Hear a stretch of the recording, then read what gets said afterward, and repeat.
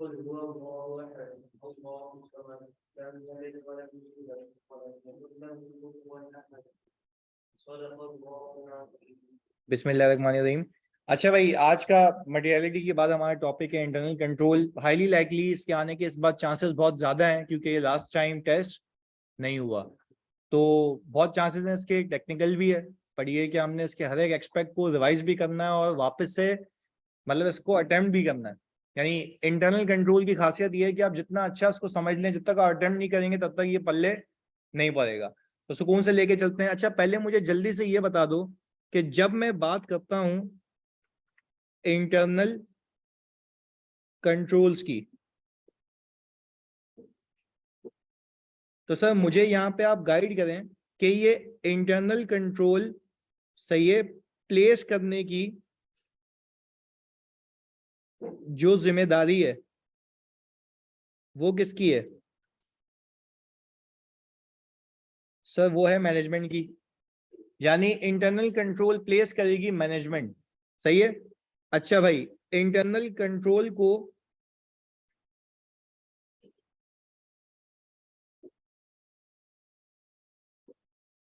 जो ओवरसाइड होगी वो किसकी होगी?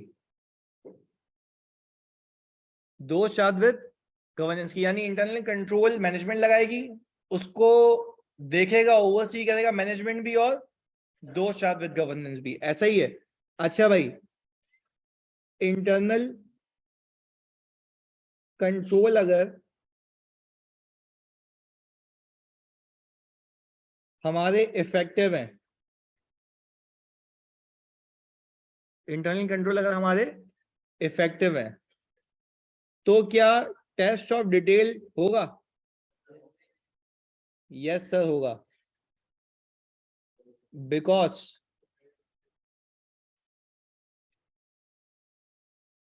Inherent limitation of internal controls. अच्छा भाई, इसके बाद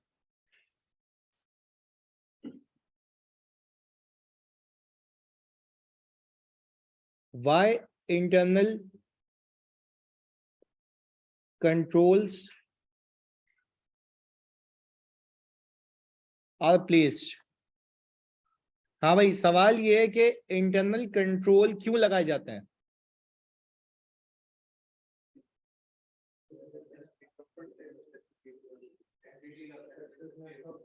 देखो, इंटरनल कंट्रोल लगाए इसलिए जाते हैं ताकि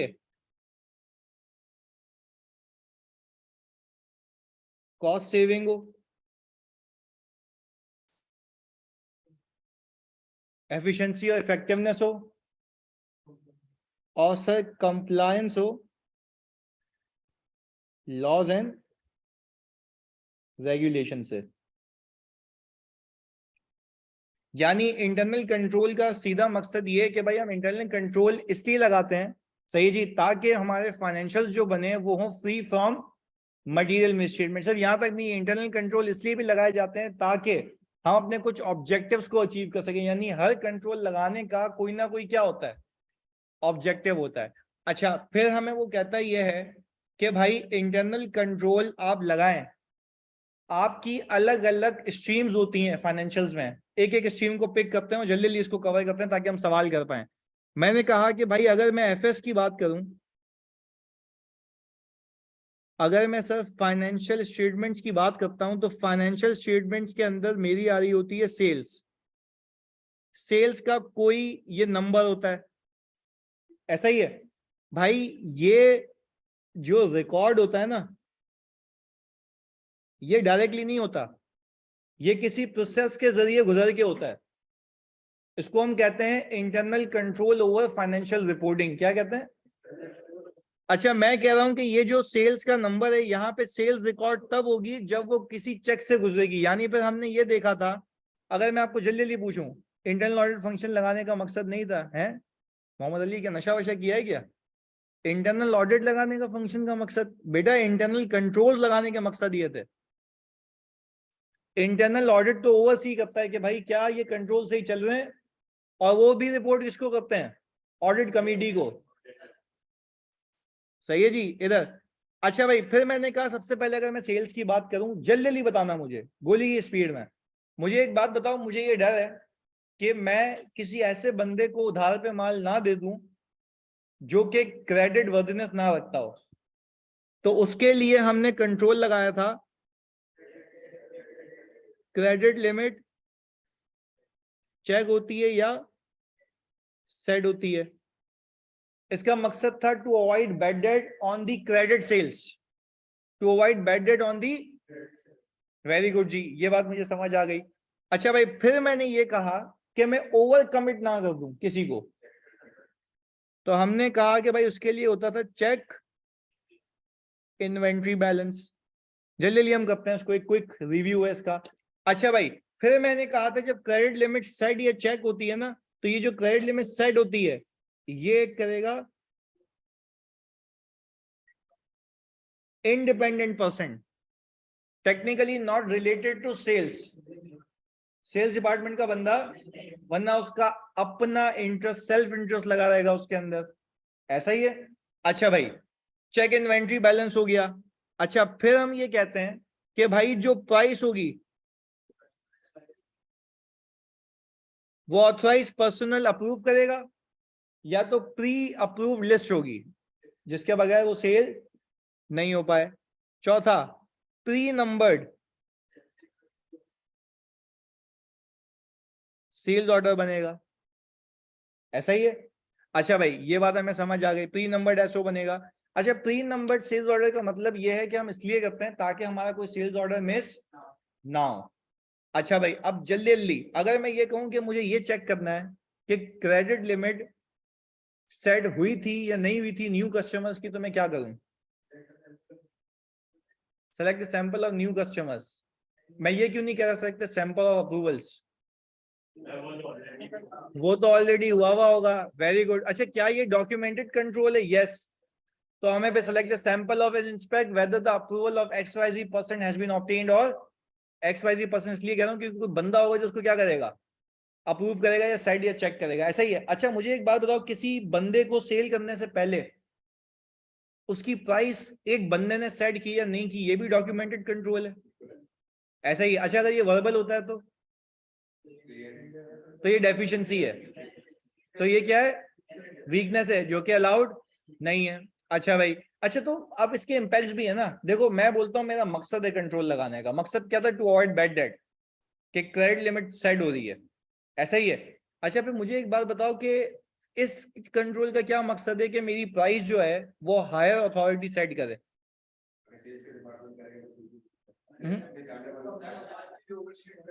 आपके देखो, नहीं देखो, जब हम खुद बिला वजह अगर हम किसी को भी ऑथराइज कर दूंगा ना मैं सेल्स प्राइस डिसाइड करने के लिए, this will impact my margins. That person will make sales to his relatives, unauthorise discounts देगा। फाइनेंशियल से लिंक करके बताना, यानी किसी भी बंदे को इम्पैक्ट बताना है तो बताओ फाइनेंशियल में क्या इम्पैक्ट आएगा। बात क्लियर है? अच्छा भाई, सेल्स ऑर्डर का प्री नंबर ना होना, इसका रिस्क क्या है? इनकम्प्लीट ऑर्डर्स में will lead to loss of goodwill. Loss of goodwill कैसे जाएगी? कस्टमर भाग जाएंगे। अच्छा, ultimately this will lead to losing customers towards the competitor. This will lead to losing customers to the competitor. भाई बात clear है? जल्दी से हमने ये सेल्स डिपार्टमेंट देख लिया। अच्छा, फिर मैंने कहा कि भाई जब हम सेल्स ऑर्डर बना देते हैं तो ये भिजवा देते हैं किसको? वेयर हाउस को। Very good. अच्छा भाई, जब हम वेयर हाउस डिपार्टमेंट को भिजवाते हैं तो वेयर हाउस डिपार्टमेंट अच्छा है, ये वेयर हाउस है, ये वेयर हाउस जहाँ पे इन्वेंट्री भरी हुई भी, वहां पे आती भी है इन्वेंट्री, जाती भी है इन्वेंट्री। ऐसा ही है। जल्दी सुनना। अच्छा, हम मकसद और कंट्रोल साथ साथ लेके चल रहे हैं, और टीओसी भी।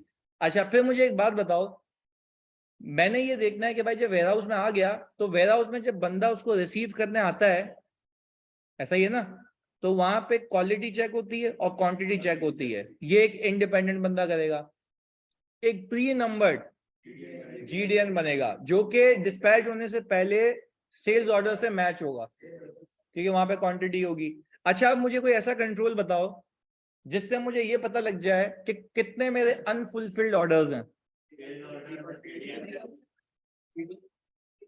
जीडीएन को सेल्स ऑर्डर से क्या करना है, रिकंसाइल करना है। अच्छा, कोई ना कोई बंदा ये रिकंसिलिएशन बनाता होगा, ऐसा ही है, और फिर रिकंसिलिएशन बना के उसको साइन करता होगा as an evidence of review कि उसने रिव्यू किया है। सही जी। तो फिर हम कहेंगे select sample of reconciliation between, so select a sample बताना between the good dispatch node and sales order and check sign या signature of XYZ person as a evidence of review कि उसने वाकई रिकंसिलिएशन बनाई या नहीं बनाई। अच्छा, मुझे ये देखना है कि मेरे जीडीएन प्री नंबर्ड है या नहीं है। select a sample या select a series of GDN to ensure that they are sequentially numbered। पक्की बात है। अच्छा जी, आगे वेरी गुड, हमने बोला सीरीज हमने सेलेक्ट कर लेनी है, बेहतरीन हो गया, जीडीएन बन गया, गुड। अच्छा, फिर अगर सवाल साइलेंट है कि क्वालिटी वगैरह चेक नहीं होती तो उसका मकसद क्या था, मकसद quality,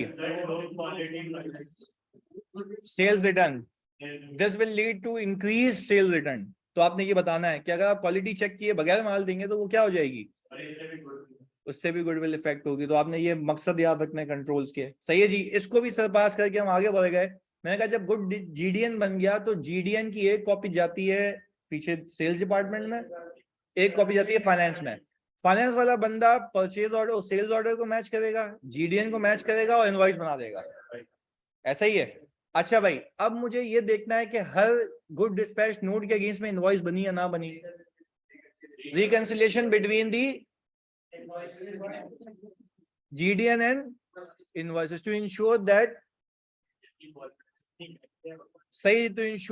invoice has been raised against the goods dispatched। ऐसा ही है। अच्छा भाई, तो इसका मकसद ये था कि मैं बिला वजह ऐसा नहीं हो कि मेरे रिसीवेबल्स और सेल अंडर स्टेटेड हो, क्योंकि जब तक मैं इनवॉइस नहीं बनाऊंगा तब तक वो रिकॉर्ड नहीं होगी। अच्छा, फिर एक और चीज, जब इनवॉइस बन गई तो वो रिकॉर्ड भी होनी है। अब मुझे कोई ऐसा कंट्रोल बताओ जिससे सेल्स की कंप्लीटनेस इंश्योर हो। Reconciliation between the invoices and the amounts recorded in the system। Ledger, ledger से इनवॉइस की बना लूंगा ना। देखो पहला मकसद क्या था, जीडीएन के इनवॉइस बनी, मैं बोला इनवॉइस रिकॉर्ड हुई या नहीं हुई। ऐसा ही है। अब बेहतरीन हो गया, ये बात समझ आ गई। अच्छा, तो क्या मैं कह सकता हूँ reconciliation between ledger and invoices जो कंट्रोल है इसका मकसद है कंप्लीटनेस को इंश्योर करना। ऐसा ही है। आगे बताओ मुझे। चलो, हमने कहा ये इनवॉइस रिकॉर्ड भी हो गई, क्या एजिंग बननी चाहिए? एजिंग का मकसद क्या होता है कि किससे नहीं, देखो टू अवॉइड बैड डेट्स पहला। सही जी। लॉन्ग आउटस्टैंडिंग बैलेंस पे फॉलो अप करना, क्योंकि अगर लॉन्ग आउटस्टैंडिंग बैलेंस पुराना हो जाए तो उसकी रिकवरी के चांसेस कम हो जाते हैं। ऐसा ही है। अच्छा भाई, ये बात भी मुझे समझ आ गई। To identify long outstanding balances, बिल्कुल सही है। अच्छा, मुझे एक बात बताओ, बैंक रिकंसिलिएशन बनती है यहाँ पे, वो कैश साइकिल में बनती है। ऐसा ही है। अच्छा, अब मुझे एक बात बताओ, क्या मैं अपनी कस्टमर स्टेटमेंट्स भेज सकता हूँ, जैसे मुझे सप्लायर स्टेटमेंट भेजता है। ऐसा ही है। तो हम कस्टमर स्टेटमेंट भेजेंगे जिसमें हम बताएंगे तुमसे इतना इतना इतना पैसा रिसीवेबल है। तो मुझे एक बात बताओ, ये बंदा क्यों कंट्रोल लगाता है? एग्जिस्टेंस नहीं, ये कंट्रोल इसलिए लगाता है ताकि सामने वाले को ये पता हो कि भाई आपको इतने पैसे मुझे देने हैं। कंप्लीटनेस की ये भी निशानी है, कंप्लीटनेस के लिए। सही है ना, कंप्लीटनेस के लिए ना, ऐसा तो नहीं है। देखो हम कंफर्मेशन नहीं भेज रहे, ये तो क्लाइंट खुद कर रहा है ना, हम तो खाली इसको चेक करेंगे। ऐसा ही है। अच्छा भाई, ये भी बात समझ आ गई। हमने कहा सेल्स साइकिल को आप लगा दें साइड में, ये बात क्लियर हो गई। अब आ गया परचेज साइकिल में। मुझे जल्दी से बताओ दस्ती दस्ती, ताकि हम सवालात पे चलें। क्या मैं कोई भी परचेजेस ऐसे ही रिकॉर्ड कर सकता हूँ या कुछ भी मंगवा सकता हूँ? फिक्स एसेट उसको साथ कवर करते हैं। मैंने कहा अगर मुझे कोई चीज मंगवानी है बच्चों, तो मुझे एक बात बताओ, तो मुझे परचेज रिक्विजिशन रेज करनी होगी। तो अगर मुझे इन्वेंट्री मंगवानी है लेट से बेचने के लिए, तो मेरे प्रोडक्शन डिपार्टमेंट ने कहा होगा या सेल्स ऑर्डर डिपार्टमेंट ने कहा होगा कि भाई इन्वेंट्री मंगवा लो क्योंकि ये ऑर्डर आने वाला है। अगर तो मैन्युफैक्चरर नहीं है, हम सिर्फ डीलर हैं, तो हम क्या करेंगे, रिक्विजिशन रेज करेंगे। रिक्विजिशन कोई भी डिपार्टमेंट रेज कर सकता है, whether for inventory whether for purchase of PP. ऐसा ही दोनों को साथ कवर करते हैं। मैंने कहा मैंने जैसे ही परचेज रिक्वेजिशन रेज की तो मेरा पीपीई का केस है तो एडमिन डिपार्टमेंट, और इन्वेंट्री का केस है तो वेयरहाउस डिपार्टमेंट। क्या रेस करेगा? हाँ, रिक्वेजिशन तो हमने रेस कर ली, पर ये रिक्वेजिशन डिपार्टमेंट हेड अप्रूव करेगा, ऐसा ही है। अच्छा, क्या मैं कह सकता हूं कि हेड ऑफ द डिपार्टमेंट इसलिए अप्रूव करेगा इसको to avoid excessive purchases, unnecessary purchases, fictitious purchases को अवॉइड करने के लिए ये होता है। क्लियर है? अच्छा भाई, ये भी बात समझ आ गई। फिर हमने ये देखा, बात समझिएगा, फिर हमने ये देखा इसके अंदर कि जैसे इसने बता दिया मुझे अली ने कि सर वो फिर बजट भी देखता है पीपी के केस में कि क्या हमने इस डिपार्टमेंट को इस बजट को एलोकेट किया था या नहीं किया था, वरना वो क्वेश्चन रेज करेगा। ये कंट्रोल होता है टू अवॉइड फिक्टिशियस परचेजेस कि बिला वजह क्यों लैपटॉप मंगवा रहा। भाई जो बंदा डिजाइन करके गया उसका लैपटॉप तो फिर समझ जाता है कि वो खराब हो गया, तो फिर वो सारी चीजें चलती हैं। अच्छा, अगर इन्वेंट्री मंगवानी है या लैपटॉप मंगवाना है, व्हाटसोएवर द केस इज, तो एडमिन डिपार्टमेंट या वेयरहाउस डिपार्टमेंट आगे क्या करेगा? कोटेशन रेज करेगा। Very good, approve list of suppliers है। Very good. अच्छा, आप मुझे एक बात बताओ, क्या ऐसा हो सकता है कि अप्रूव लिस्ट ऑफ सप्लायर को रेस करना और उसको देख के अप्रूव करना एक ही बंदे के हाथ में हो? There should be a segregation of duties between the person who is raising quotations, who is approving quotations. ऐसा ही है? अगर ऐसा ना हो तो क्या रिस्क है?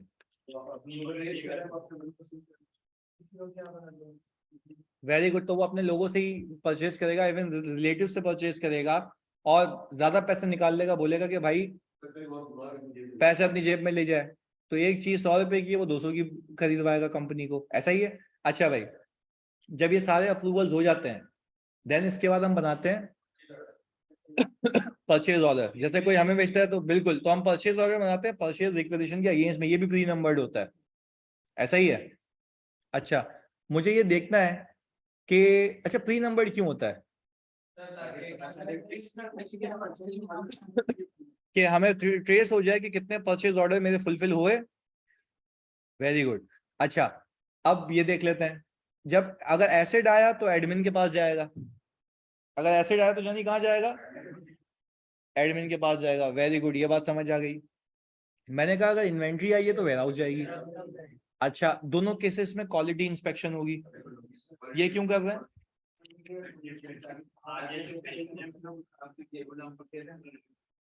पहली चीज, इन्वेंट्री की बात करूंगा तो एनआरवी लॉस, पीपी की बात करूंगा तो इम्पेयरमेंट, टू अवॉइड इम्पेयरमेंट और एनआरवी लॉसेस, दोनों साथ साथ कवर हो रहे हैं। आगे जैसे ही मैं गुड रिसीव करूंगा, इंस्पेक्शन होगी, इंस्पेक्शन के बाद बताऊंगा जीआरएन, जीआरएन हो जाएगी प्री नंबर्ड, पक्का। और इसको अगर मुझे ये देखना है कि कितने मेरे परचेज ऑर्डर फुलफिल हो गए हैं, तो reconciliation between GRN and purchase order, चाहे वो गुड्स के लिए हो चाहे वो एसेट्स के लिए हो। अच्छा, जैसे ही मेरे पास इन्वेंट्री आ गई, अब इन्वेंट्री साइकिल के अंदर है, बहुत सुकून से समझना। आपको नहीं लगता कि जैसे ही मेरे पास इन्वेंट्री आ गई तो इन्वेंट्री की प्रॉम्प्ट रिकॉर्डिंग होनी चाहिए? देखो, ये सीखो इस बात को, मैं प्रॉम्प्ट रिकॉर्डिंग इसलिए कह रहा हूं क्योंकि वरना आप स्टॉक आउट दिखेंगे, यानी कस्टमर आया, कस्टमर आपने सिस्टम में देखा, आपने बोला भाई इन्वेंट्री नहीं, हालांकि जबकि आ गई थी, तो दैट मींस कि आप एक्सेसिव परचेजेस कर लेंगे जो कि अलाउड नहीं है। दिमाग इस तरह चलाना है आपने, तो सर प्रॉम्प्ट रिकॉर्डिंग होना लाजमी है।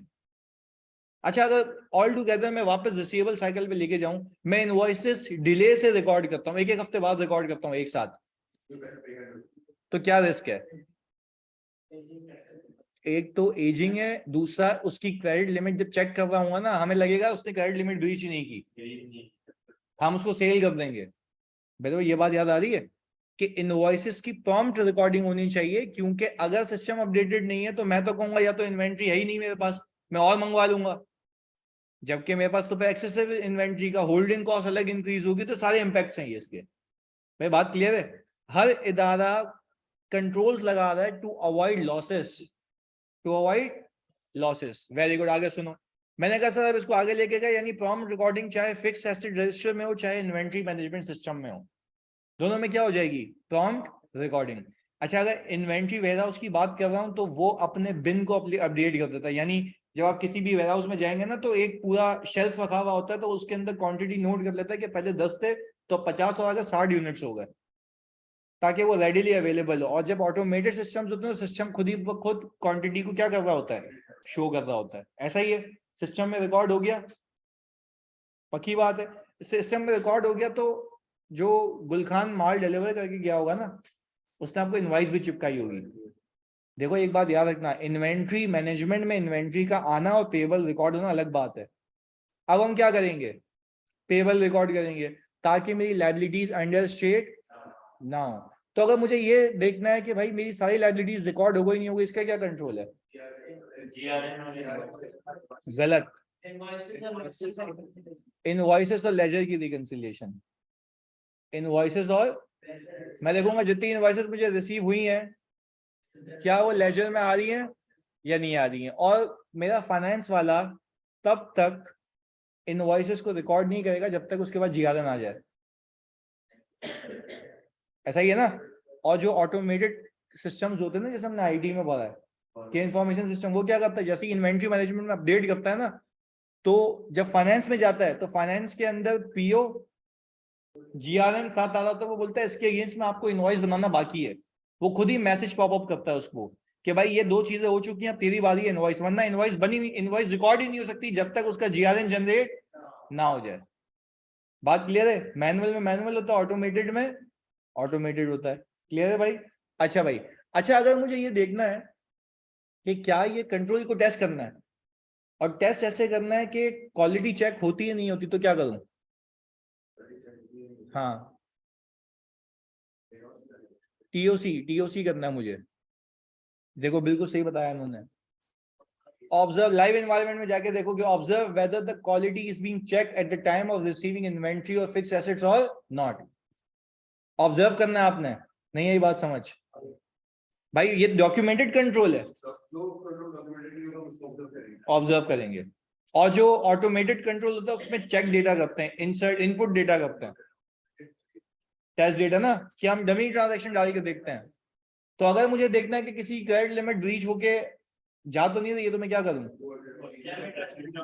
चलो तो मैं बताता हूँ, एक गेम पकड़ी तुम्हारे भाई ने ना, उसके कंट्रोल्स इनइफेक्टिव कर दिया हमने, तंग करने के लिए किया मैंने क्लाइंट को, ये होशियार बंदा था। सुनो हुआ क्या, हमने सिस्टम में एंटर किया, मैंने खाली क्लाइंट से ये पूछा, क्योंकि सीएफओ ने डेटा नहीं दिया मुझे, हट गई मेरी उस पर, मैंने कहा तेरे को बताता हूँ अभी मैं। हमने क्या किया, वो उसके पास परचेस क्लर्क के पास गए, हमने बोला यार तुम क्या डुप्लीकेट, एग्जाम्पल दे रहा हूँ भाई, एक इनवॉइस के अगेंस्ट में पेमेंट एक ही बार होनी चाहिए ना भाई। अगर फॉर एग्जाम्पल मैंने कुछ मंगवाया है, तो उस इनवॉइस के अगेंस्ट में पेमेंट कितनी बार होनी चाहिए? तो उसमें फील्ड्स हैं कि ये इनवॉइस नंबर डालें आप जिसके अगेंस्ट में आप पेमेंट कर रहे हैं। तो मैंने वो इनवॉइस नंबर डाल दिया, तो उसके अगेंस्ट में अगर पेमेंट अप्रूव हो गई, सीएफओ ही अप्रूव करता है, कंट्रोल है, कंट्रोल है, सीएफओ अप्रूव करता है। मुझे एक बात बताओ, अगर मैं 5 दिन बाद सीएफओ के पास लेके जाऊंगा तो सीएफओ को याद होगा? नहीं होगा ना। तो दैट मींस कि this is system based control, although इसमें मैनुअल कंट्रोल भी है, पर मेरे ख्याल से सिस्टम को ही रोक देना चाहिए, प्रिवेंट करना चाहिए। अच्छा अब सीन क्या हुआ, मैंने उसको बोला तो बता तो सही मुझे कि सिस्टम तेरा रोकता है। उसने बोला हाँ आकाश भाई बिल्कुल, देखें एरर आया वहां पे, एरर आया, और आगे लिखा हुआ क्या था सुनना, एरर ये आया कि you have already entered this invoice 2 days अगो। मैं तो कंट्रोल चेक करना था ना, you have already entered this invoice, pop-up आया, if you want to proceed please click OK। क्या बोला इसने? if you want to proceed please click OK। मैंने कहा था OK करियो, OK हुआ, वाउचर बन गया। मतलब वाह भाई। तो फिर मैं सीएफओ के पास गया, मैंने बोला सर आपने कंट्रोल्स क्या ऐसे हैं कि आप डबल इनवॉइस की पेमेंट हो सकती है? सवाल ही पैदा नहीं होता आकाश कि मेरे अदारे के अंदर डबल पेमेंट हो जाए। मैंने कहा सर अभी 5 मिनट पहले करके आया हूँ और आप ही ने अप्रूव की है। बोले ऐसे हो ही नहीं सकता, दिस नॉट पॉसिबल। मैंने पहले वाउचर निकाला, दूसरा निकाला, दोनों साइन थे। मैं कहा सर देखें। बोला ये कैसे हो सकता है, माउथ में तुम्हें दिखाता हूँ। नीचे लेके गया, बोलता देखो मैसेज आ रहा है, you have already entered this invoice 2 days before, बल्कि 2 days नहीं, उसके बाद आया 1 hour बिफोर, क्योंकि 1 घंटा पहले मैं करवा के गया था। बोला देखो आया ना, मैंने कहा तो ओके करें, तीसरी बार प्रोसेस हो गई। अच्छा तो क्या अभी हमने कर दिया इनइफेक्टिव, खाली मैं तंग करने के लिए किया उसको, क्यों? ताकि इंसान का बच्चा बन के मेरी टीम को डेटा दे। समझने की बात यह है, समझने की बात यह है कि देखो वो तुम एक लॉजिक समझो, ऑडिट क्या है। मेरी जबान में ऑडिट एक ऐसी मजे की चीज है ना, आप अगर ऑनेस्टी से करें तो आपके ऊपर हजारों लोगों का ट्रस्ट है जो आप कैरी कर रहे हैं। भाई शेयर होल्डर ने पैसा लगाया हुआ यार, वैसे हराम का पैसा नहीं है उनका। समझने की बात यह है कि जो सिस्टम मुझे इंफॉर्मेशन दे रहा है जिससे फाइनेंशियल्स बन रहे हैं, उस सिस्टम पे ही मेरी रिलायंस नहीं है। ऐसे कितनी बार पेमेंट हो सकती थी। ऑडिट तो ये बच्चे पता है क्या करते हैं, सेलेक्ट सैंपल वाउचिंग कर ली, हाँ भाई ये मैच हो रहा है। भाई तू तो मैच वो कर रहा है जो रिकॉर्डेड है, तू ये रिस्क पकड़ के जो रिकॉर्ड नहीं होना चाहिए था और जो रिकॉर्ड हो चुका है, दिस इज रिस्क असेसमेंट। तो यहां आपका दिमाग चलना चाहिए। बात समझ आ रही है? तो सर दैट मीन्स के ये वाली जो चीज है ना, ये आपने सीखनी है ऑडिट में। तो पहले बताओ, ये बात समझ है कि मैंने चेक डेटा किया था, मैंने कहा इनपुट की डमी ट्रांजेक्शन। देखो भाई, इसका एक हल है। जब भी टीओसी कर रहे हो ना, सिस्टम बेस्ड कंट्रोल है, तो अगर कंट्रोल ये है कि वो प्रोसेस नहीं होने देता, आप प्रोसेस करके देखो, ताकि ये पता लगे कि क्या सिस्टम प्रोसेस करने देता है या नहीं करने देता। भाई बात क्लियर है? चलो, अब हमने कहा वेयर हाउस अपडेट हो गया, एसेट आ गया हमारे पास। अच्छा, अगर एसेट आ गया तो क्या वो फिक्स एसेट के रजिस्टर में प्रॉम्प्टली जाना चाहिए डिले होके? अच्छा, प्रॉम्प्टली नहीं गया तो उसका रिस्क क्या है? वो बंगी स्टॉक आउट किया मतलब, हाँ पीपी परचेज किया और मैंने प्रॉम्प्टली फिक्स एसेट रजिस्टर में रिकॉर्ड नहीं किया। Very good.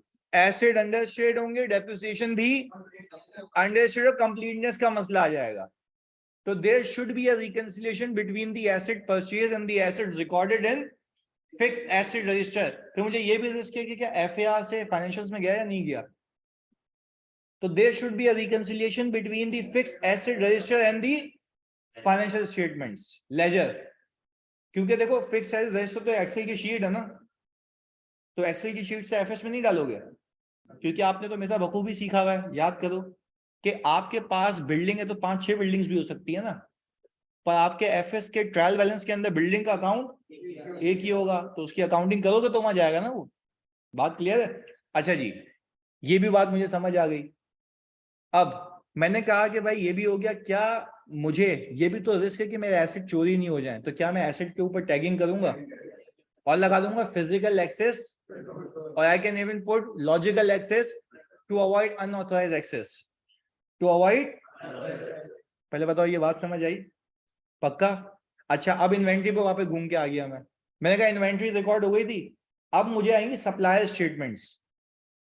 क्या उसको रिकंसाइल करना चाहिए? किससे रिकंसाइल करूं? अपने अकाउंटिंग सब्सिडी लेजर्स से। क्यों?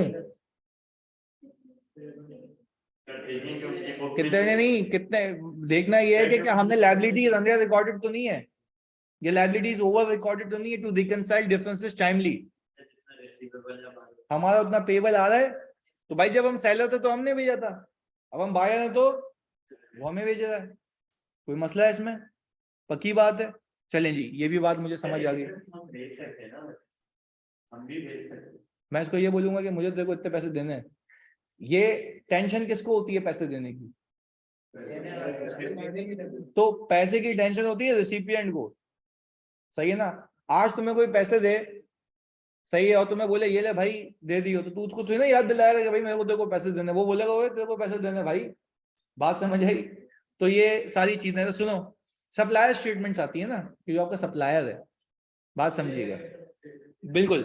अब आगे प्लीज समझिएगा, ये भी बात मुझे समझ आ गई कि मैंने रिकॉर्ड वगैरह बना लिया। अच्छा, ये भी इन्वेंट्री भी टाइमली अपडेट होनी चाहिए, ताकि इन्वेंट्री भी अपडेटेड रहे, उसके पेबल भी अपडेटेड रहे। ये बात हो गई। अच्छा, अब एक मेन चीज, अरे भाई ये कहाँ बंद नहीं हो रही हो गया जी सही इधर। अच्छा भाई, अब मुझे एक एक बात सिखानी है तुम लोगों को, पर वो बात सिखाऊंगा पहले एक और साइकिल कवर करके। सुनो, अल्टीमेटली जहां सब आके जमा हो जाती हैं, ये माइंड मैप बना रहे। पहले बताओ, सेल्स, इन्वेंट्री का परचेस, पीपी, क्लियर है? पक्की बात है? क्लियर ना? ओके, आगे। अब सुनो, सारे कंट्रोल्स देख लिए एग्जिस्टेंस वगैरह पे कि भाई क्या क्या चीजें होती हैं, टीओसीज भी साथ साथ कर रहे हैं। अब एक और चीज मुझे बताओ, क्या पेरोल प्रोसेसिंग के वक्त कोई कंट्रोल होने चाहिए?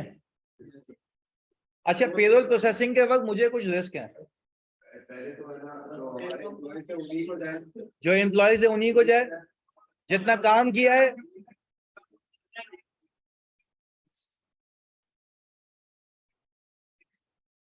Very good. और जो पेमेंट है वो ऑथराइज हो। अच्छा, यानी अगर सिंपल जबान में कहें, पैसे सिर्फ उनको मिलने चाहिए जो हमारे एम्प्लॉइज हैं, पैसे सिर्फ उतने मिलने चाहिए जितना उन्होंने, ग्रॉस पे सही कैलकुलेट हो, डिडक्शन सही कैलकुलेट हो, नेट पे सही कैलकुलेट हो, वही डिडक्शंस में आ गया ना, और जब हम पेमेंट करें तो वो सही हो, ऐसा ही है। अच्छा, अगर मुझे ये इंश्योर करना है कि फेक एम्प्लॉइज ना हो, जिसको हम घोस्ट एम्प्लॉइज कहते हैं, गवर्नमेंट ऑर्गेनाइजेशंस में ज्यादा होता है कि पैसे निकल ही रहे होते हैं, सही है, बिल्कुल अभी भी चल रही है। अब सुनो, समझने का मकसद यहाँ पे ये है कि मैं ऐसा क्या कंट्रोल लगाऊं कि जिससे मुझे ये इंश्योर हो जाए कि जो मेरा एम्प्लॉय है सिर्फ उसको पैसे जाएं। एम्प्लॉय शीट को एडिट करना या उसके अंदर कुछ इंसर्ट करना सिर्फ इख्तियार एचआर के पास हो, ऐसा ही है। एचआर के पास सिर्फ ये राइट हो कि एम्प्लॉय शीट, एम्प्लॉय कोड बनता है, यूनिक एम्प्लॉय कोड बनता है, तो एचआर के पास राइट हो हायरिंग का, कि अगर मुझे कोई बंदा हायर करना है तो मैं खुद हायर नहीं कर सकता, मुझे रिक्वेजिशन रेज करनी पड़ेगी एचआर को, फिर वो इश्तिहार देगा, सही है, फिर उसकी प्रॉपर इंटरव्यूज होंगे। अच्छा, एक चीज तुम्हें कनेक्ट करके देता हूँ, प्रॉपर इंटरव्यूज का मतलब है कमिटमेंट टू कॉम्पिटेंस, ये कंट्रोल एनवायरनमेंट में आता है। ये किस में आता है? याद करो, कंट्रोल एनवायरनमेंट से कहा था कि कमिटमेंट टू कॉम्पिटेंस, के आप जो हायरिंग कर रहे हैं वो मेरिट बेसिस पे करें, नो टॉलरेंस ओवर पेटी थेफ्ट, ये भी किस में आता है? दो साबित गवर्नेंस की रेगुलर मीटिंग्स, कंट्रोल एनवायरनमेंट एक प्रेशर बना रहता है कि भाई कोई देखने वाला है काम, तो एक मतलब ओवरसी रहता है तो काम सही चलता है, अदरवाइज कोई भी परफॉर्म नहीं करेगा। आगे सुने, मैंने कहा कि भाई हमें ये रिस्क है कि घोस्ट एम्प्लॉइज नहीं हो, तो हमने कहा कि भाई ये इख्तियार सिर्फ एचआर को दे दो। अच्छा, अब हुआ कि हमने बोला एचआर को, अच्छा एचआर रेट भी फिक्स करेगा, सैलरी, ऐसा ही है, और उसके जितने भी अलाउंसेस है कौन फिक्स करेगा? एचआर। अच्छा भाई, हमने कहा एचआर में फिक्स हो गया, उसका अपॉइंटमेंट लेटर बन गया, वो काम पे आ गया। अच्छा, अब जब काम पे आया या नहीं आया उसके लिए बनता है time in and time out, बिल्कुल in and out clock system होता है। अच्छा, क्लॉक कार्ड सिस्टम में या तो थंब इंप्रेशन होता है या कार्ड होता है। अच्छा, कार्ड में भी रिस्क है कि किसी को भी कार्ड पकड़ा तो बोलो भाई जा, मेरा हो गया काम, क्लियर है, तो ये मसला है। तो मुझे एक बात बताओ, जहां मैनुअल है तो वहां पे कंट्रोल नहीं, यस लग सकता है, अगर फैक्ट्री है और फैक्ट्री में मैनुअल सिस्टम है तो वो, अच्छा ऐसा हो सकता है कि भाई मैं खुद जाके अपना साइन कर लूं, यानी मैं आया, मैंने टाइम इन टाइम आउट किया, सही है जी, और वो सुपरवाइजर कहता है खुद ही साइन करके आगे निकल जाएगा, क्यों? अप्रूव किसको करनी चाहिए?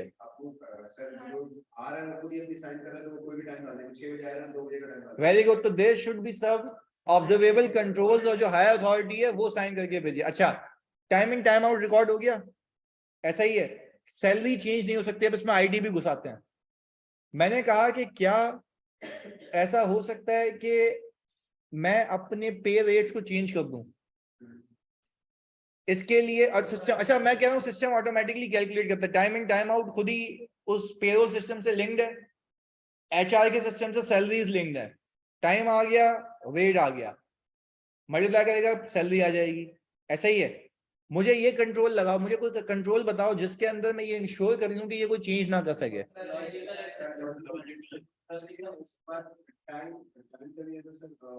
देयर शुड बी अ, नहीं, there should be a segregation of duties between the person who has prepared that program, यानी जो प्रोग्रामिंग के कंट्रोल्स किसी और के पास होंगे राइट्स, उसको यूज करने के राइट्स किसी और के पास होंगे। ये आपको शायद याद आ रहा होगा, मैंने बताया था कि जिसने सॉफ्टवेयर बनाया हुआ है, वेरी गुड, उसके चेंज करने के राइट हर किसी के पास, वो ऑप्शन ही फ्रीज हो, वो ऑप्शन ही। मैं एक और कंट्रोल बताता हूँ ओवर पेमेंट के लिए, हम अगर आईटी को भी साथ साथ यहाँ पे टच देते हैं ना, मुझे ये लगता है ये है कि आप अपर लिमिट और लोअर लिमिट लगा सकते हैं, लिमिट चेक।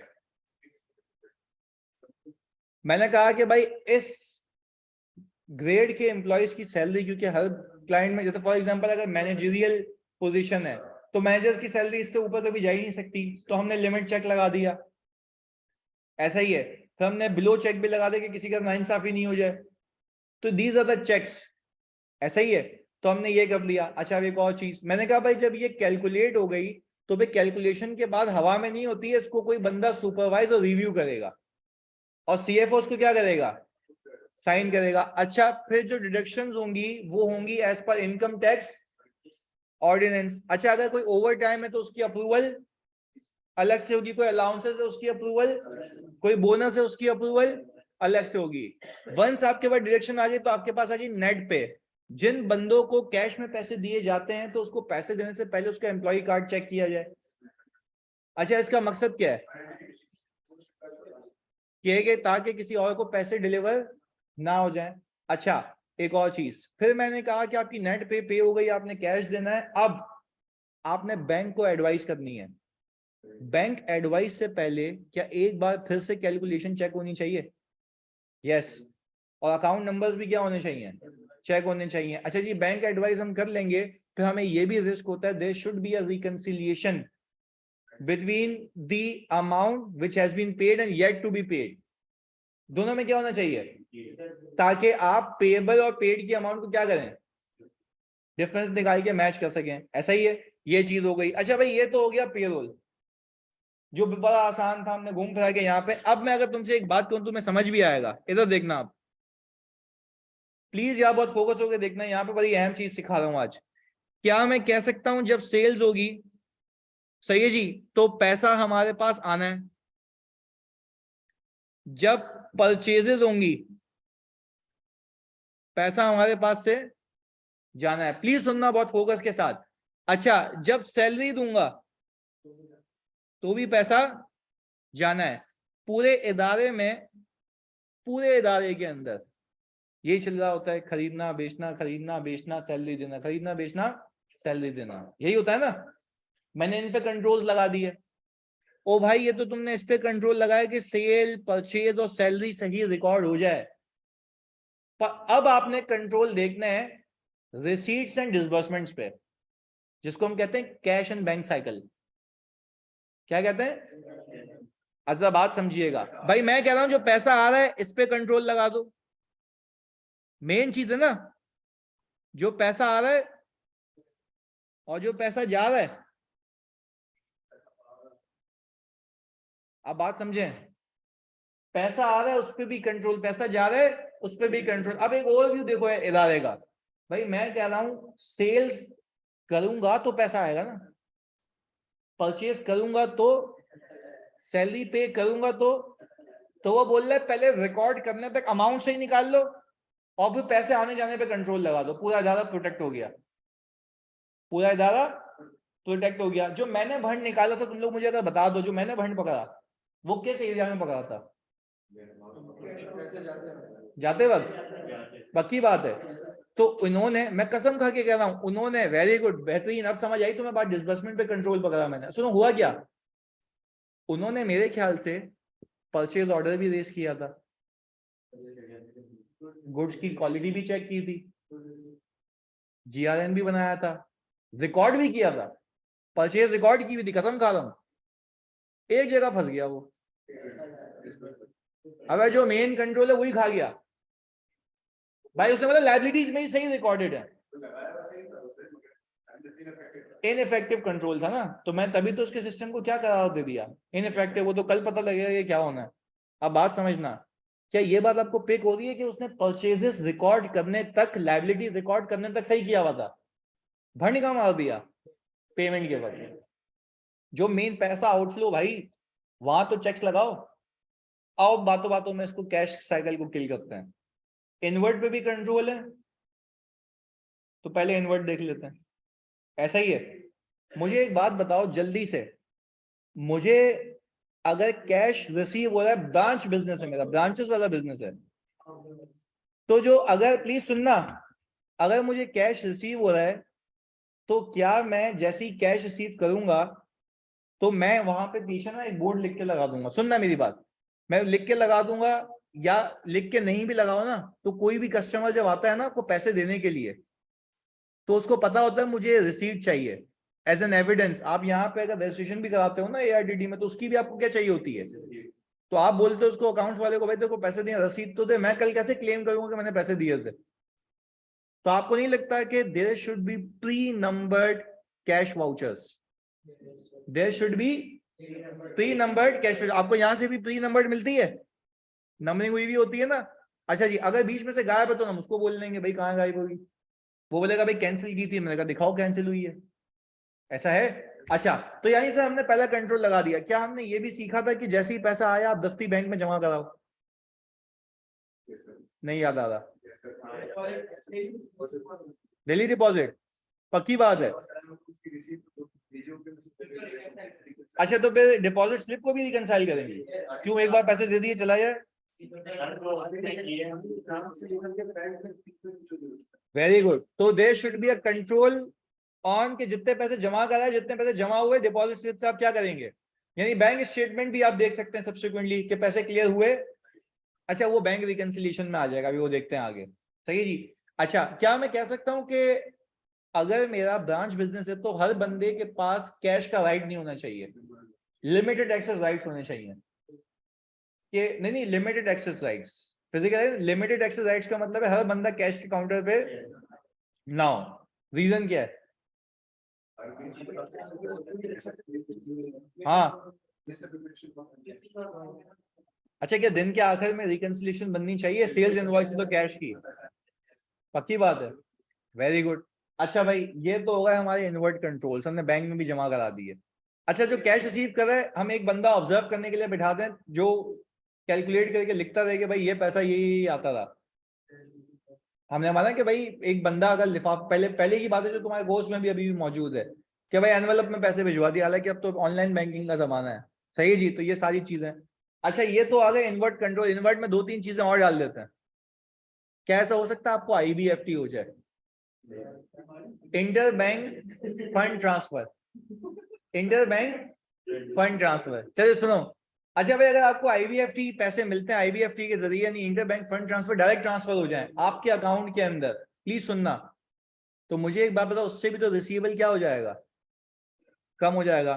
तो अगर आपको ये देखना है, प्लीज सुनना सुनना, एक कंट्रोल बता रहा हूं, अगर आपको ये देखना है कि आपके पास पैसे आए या नहीं आए, यानी आपका रिसीवेबल तो वरना ओवर स्टेटेड है ना, ऐसा है, तो इस केस के अंदर हम कहते ही हैं कि आप हर दिन के आखिर में बैंक स्टेटमेंट निकालें और अपनी रिसीट्स को रिकंसाइल करें कि कहां कहां से पैसा आया है। सही है जी। और अपने कस्टमर्स को ये बोलने कि जब भी आप हमें IBFT करें तो आप हमें इंटीमेट कर दें, ताकि हमारा पैसा, देखो पैसा सेव, देखो मैं कंट्रोल किस पे लगाना है मुझे, पैसे पे। रिसीवेबल तक सही हो गया था, अब बात किसकी हो रही है, पैसे रिसीव हुए और मेरे अकाउंट में गिरे।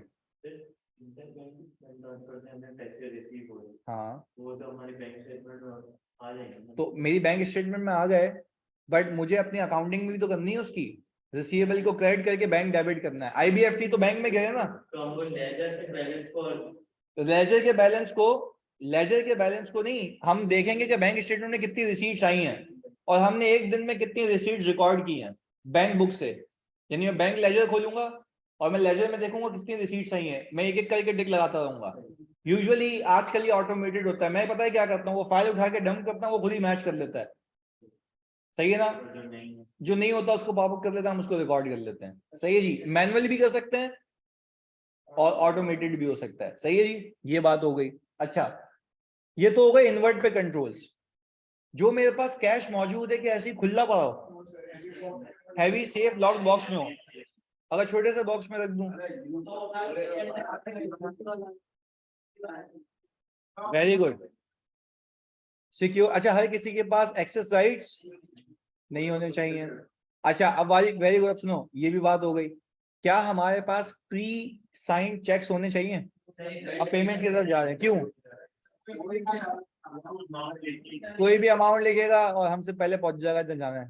सही है जी, इधर। अच्छा, ये तो पेमेंट्स में, सुनो मेरी बात। अच्छा, क्या पेमेंट करने से पहले मैंने ये सिखाया था तुम लोगों को कि payments should be supported by invoices, payments. अब तुम्हें एक बात बताऊं, जो मैंने भंड पकड़ा था ये पेमेंट्स पे, अगर वो मुझे बेवकूफ ये कहता था ना कि हम पेड की स्टैंप लगा देते हैं इनवॉइस के ऊपर, मैं क्यों कह रहा, तुम्हें सिखाया था मैंने। नहीं ना, बेवकूफी का था ना, चलती इनवॉइस पे एक ही आई है ना बावले। बात समझ आई? देखो, CFO को ये तो पता है ना कि मुझे इनवॉइस देखनी है पहले पेमेंट करने से पहले, क्योंकि उसके बाद इख्तियार है पेमेंट का। पर मैं कह रहा हूं उनकी गलती ये है, वो सिस्टम कंट्रोल पे रिलाय कर रहे थे। उनको पता है क्या करना चाहिए, या तो उसको हल्का सा भाव देना चाहिए, या उस पर कोई ऐसी मार्किंग होनी चाहिए। आप बैंक में देखते होंगे कभी कोई डिपॉजिट कराने ना, वो यूं साइन कर रहा होता है अजीब से, वो घुमा रहा होता है पीछे पेन, चेक के पीछे भी वो क्यों क्यों करता है वो पेड का स्टैम्प वगैरह, ताकि वापस से पे ना हो सके। ओके का बटन फ्रीज करा दो। तो बावले यही तो कहा है मैंने कि ये करेंगे अब वो लोग। पर अब तो मुझे रिस्क है ना कि ऐसे साल में कितनी पेमेंट्स हैं। अब दूसरा फेज मेरा ये है कि मैंने टीम को लगाया कि डुप्लीकेट पेमेंट्स देखो, अगर हुई है तो गया वो। डुप्लीकेट पेमेंट्स ऐसे चेक करेंगे, तू ऑडिट सीख ले मुझसे, डुप्लीकेट पेमेंट ऐसे चेक करेंगे, मैं एक्सेल में सब डालूंगा, हाईलाइट डुप्लीकेट सेल्स कर दूंगा। अच्छा, आप कोई भी नंबर सर्च करें उसको हर जगह आ जाएगा, हर जगह हाईलाइट होकर मेरे सामने आ जाएगा, मैं उस पर फिल्टर लगाऊंगा, सारी डुप्लीकेट पेमेंट्स आ गई, मैं देखूंगा उसके अगेंस्ट में इनवॉइस क्या है, इनवॉइस भी डुप्लीकेट आ रही होगी तो पकड़ा गया। सिस्टम ऑडिट, ऑटोमेटेड टेक्निक्स, सही है, ये चीज है। तो खैर चलो वो तो तुम्हें सिखाएंगे बाद में जब तुम आओगे। ये हो गया। अच्छा पहले बताओ पेमेंट्स पे कंट्रोल समझ आए कि वो बोलता है payments should be supported by invoices. अच्छा तो सैलरी में कौन सी इनवॉइस होती है सर? वो सैलरी शीट होती है। सपोज कि सैलरी शीट अप्रूव होगी तो वो सीएफओ चेक करेगा टोटल और एक बेसिस पे मैच करेगा। नहीं है भाई, फॉर एग्जांपल पीछे धद्दा लगा हुआ है, मैंने टोटल तो देख लिया, पर मैं रैंडम बेसिस पे, अब मैंने बताया भी था कि वो चेक करता है कि क्या इसकी सैलरी इतनी बनती है या नहीं बनती है, क्योंकि उसको आइडिया होता है। और हमने उसमें ये भी सीखा, वेरिएंस भी देते हैं कि पिछले साल के मुकाबले में या पिछले महीने के मुकाबले में इस महीने की सैलरी कितनी बढ़ गई और क्यों, रीजन फॉर वेरिएशन पता होने चाहिए। अब आगे सुनो, पेमेंट्स पे कंट्रोल हो गए, पर फाइनेंस डिपार्टमेंट का सबसे मेन कंट्रोल है बैंक रिकंसिलिएशन। अच्छा बैंक रिकंसिलिएशन से आपको क्या क्या पता लगता है, जरा मैं आपको बता दूं। बैंक रिकंसिलिएशन से प्लीज सुनना बहुत फोकस के साथ, जब आप बैंक रिकंसिलिएशन बनाते हो ना बच्चों, तो बैंक रिकंसिलिएशन आपको यह बताती है कि आपकी बुक का बैलेंस और बैंक स्टेटमेंट के बैलेंस में फर्क क्या है। फर्क क्या है? अच्छा कोई भी चीज आपको सब्सिक्वेंटली बैंक स्टेटमेंट से निकलते हुए दिखती है ना, तो वो डिटेक्ट हो जाती है, यानी वो चोरी पकड़ी जाती है। हो तो जाती है, देखो अब तो निकल गया ना चेक, तो वो चोरी पकड़े में आ जाएगी। कैसे पकड़े में आएगी भाई, मुझे एक बात बताओ, मैंने चेक साइन करा लिया छप्पर में और मैंने इनकैश करा लिया, पर एंट्री तो नहीं पड़ी ना। एंट्री मेरे हिसाब से तो बैंक बैलेंस अभी भी ज्यादा है, जबकि बैंक रिकंसिलिएशन में वो बाद में निकलता हुआ दिख रहा है। तो क्या मैं ये कह सकता हूं कि भाई सुनना मेरी बात, तो क्या मैं ये कह सकता हूं कि सब्सिक्वेंटली ये ट्रेस करने के काम आता है कि भाई क्या कोई ऐसा अमाउंट तो नहीं जो फिक्टिशियसली बाहर निकल गया हो। और एक और चीज, जो इदारा बैंक स्टेटमेंट, ये बड़ी हैवी बात कर रहा हूं सुनना, जो इदारा बैंक स्टेटमेंट्स नहीं बनाता ना, उसको ये पता नहीं होता कि उसकी एक्चुअल बैंक या कैश की पोजीशन क्या है। वापस समझो इस बात को, जानिए इधर इधर बातें नहीं, तो जरा सुनना भाई, जो इदारा बैंक रिकंसिलिएशन नहीं बनाता ना, उसका सबसे बड़ा लूपहोल एक है कि उसको ये नहीं पता लग रहा होता कि उसकी एक्चुअल कैश पोजीशन क्या है। सुनो क्यों बता रहा हूं, सुनो भाई, मुझे एक बात बताओ, ये बड़ी अहम बात है, सुनना ही वरना बाउंसर जाएगी। सबसे अहम चीज क्या है इसके अंदर? सबसे अहम चीज ये है कि भाई आप जब किसी को चेक देते हैं तो आप एंट्री क्या बनाते हैं? Bank credit payable debit, bank credit payable, ये हो गया। अच्छा आपके पास आपका कैश बैलेंस कम है, एक्चुअल में कम है, और बैंक में आ रहा है ज्यादा का, ऐसा ही है। अगर आप रिकंसिलिएशन बनाते ना, तो आपके दिमाग में होता कि ये रिकंसाइलिंग आइटम्स हैं, ये सब्सिक्वेंटली क्लियर हो जाएंगे, ऐसा ही है। अच्छा हुआ क्या, आपने इतने चेक्स ड्रॉ कर दिए कि आप ओवरड्राफ्ट में चले गए और आपको ये पता ही नहीं लगा कि ठक करके सारे चेक निकले और सारे ओवरड्राफ्ट के ऊपर आपके पास इंटरेस्ट चार्ज होने लग गया। आपके पास तो फैसिलिटी थी ना, आप तो इनके कस्टमर हैं, उसके ऊपर क्या चार्ज होने लग गया? ओवरड्राफ्ट। तो मुझे एक बात बताओ, लेट से भाई मैंने किया क्या, मैंने किया bank credit account payable debit, मुझे लिमिट का तब पता होता जब मैं बैंक रिकंसिलिएशन बनाता। क्यों? लेट से मेरा बैलेंस आ रहा है कम अपने हिसाब से और मेरा बैंक का बैलेंस आ रहा है, ओ भाई मुझे जो क्रेडिट करना है ना, यानी बैंक के बैलेंस को उस हद तक चेक देने जितना मेरा बैंक में पैसा है, ये बात नहीं समझ आई। पहले बैंक में मेरे 100 रुपए, तो मैं मैक्सिमम कितने के चेक ड्रॉ करूं? 100 के। मैंने कर दिए 150 200 के, तो मेरा पॉजिटिव बैलेंस किस में हो गया? नेगेटिव में। ऐसा है? अच्छा, अब आप बोल रहे होंगे सर ये तो मैं अपनी बैंक बुक से भी तो देख सकता हूँ। ये सोचो, अब बताता हूँ क्यों। बैंक बुक में आपके पास एक अकाउंट नहीं मल्टीपल अकाउंट्स आ रहे होते हैं। तो हो सकता है जिस बैंक अकाउंट से आपने ड्रॉ किया हो ना, वहां का बैलेंस क्या हो गया हो, तो ओवरऑल आपको पॉजिटिव दिखेगा, पर उस बैंक का बैलेंस क्या हो जाएगा? नेगेटिव। तो वहां पे आपकी ओवरड्राफ्ट की फैसिलिटी पे आपको क्या चार्ज हो जाएगा? जो कि होना नहीं चाहिए। भाई बात क्लियर है ये? पक्का? अच्छा जी सर, इस चीज को भी हमने साइड में लगा दिया। अब दस्ती दस्ती ये बता दो जल्दी से, इन्वेंट्री काउंट इंस्ट्रक्शन याद आ रही है? कि इन्वेंट्री के अंदर जब काउंट हो रहा हो तो मूवमेंट, हर बंदा अलग अलग रिस्पॉन्सिबल हो।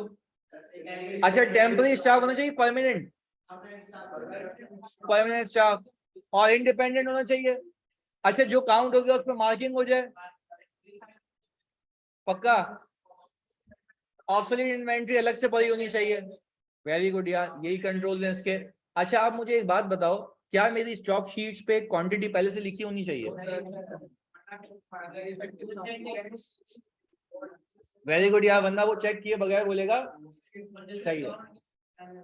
जिसने काउंट किया उसका साइन है, ताकि वो अकाउंटेबल है। अगर टेम्पररी स्टाफ होगा तो उसकी अकाउंटेबिलिटी नहीं हो सकती। पेंसिल से नहीं होना चाहिए, पेन से होना चाहिए, ताकि वो मिट नहीं सके बाद में। हो गए रिवाइज कंट्रोल्स। एक आखिरी चीज मुझे याद आई थी, मिस हो गई थी मुझसे। जब आप कैपिटल एक्सपेंडिचर करते हैं ना रेनोवेशन का, तो उसके अंदर कुछ रेवेन्यू एक्सपेंडिचर होते हैं, तो उस पर मार्किंग होती है कि ये एक्सपेंस पीएल में जाएगा, ये एक्सपेंस कैपिटलाइज होगा। अब लेट से आपने बिल्डिंग बनवाई नहीं, बिल्डिंग एक क्लासरूम बनवा लिया, लेट से स्कूल है, उसको अपने फिक्स एसेट में कैपिटलाइज करना है, तो जो पेंट है ना, कलर, इसको मैं एक्सपेंस आउट करूंगा। क्यों? क्योंकि ये यूज हो जाएगा, 1 साल में खराब हो जाएगा। इसकी लाइफ के 1 साल से ज्यादा है नहीं सर। तो भाई हम क्या करेंगे, उसको एक्सपेंस आउट कर देंगे। अच्छा, फिर मैंने फिक्सचर्स लगवाए, एसी वेसी लगवाए, ये क्या करूंगा? कैपिटलाइज करूंगा। तो उस पर मार्किंग होती है, और this should be reviewed by CFO. बात क्लियर है? आओ जी, आई होप कि आपको पूरी साइकिल घूम घुमा के मैंने रिवाइज करा दी, सारे कंट्रोल रिवाइज हो गए। अब इसको अप्लाई करते हैं, आ जाओ। ऑनलाइन में तो क्लियर है यहां तक भाई? यार बोला मैंने सारे, 2 मिनट रुक जाए।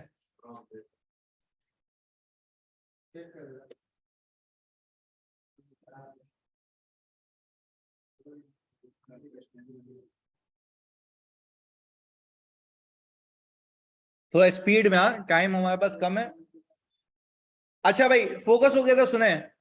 पहली requirement, for each of the control deficiencies, 1 से 3 में जो आ रही हैं, outline the possible consequences of the deficiency and provide recommendation. यानी अल्लाह का शुक्र है, उसने तुम्हें जो है वो डेफिशिएंसी बता दी है। उसने ये नहीं कहा कि डेफिशिएंसी ढूंढो, उसने कहा डेफिशिएंसी का इम्पैक्ट बताओ और उसकी रिकमेंडेशन बताओ। अच्छा जी, आपका समय शुरू होता है। आप गोली गोली स्पीड में जैसी तैसी राइटिंग करके जल्दी से वही इम्पैक्ट और रिकमेंडेशन।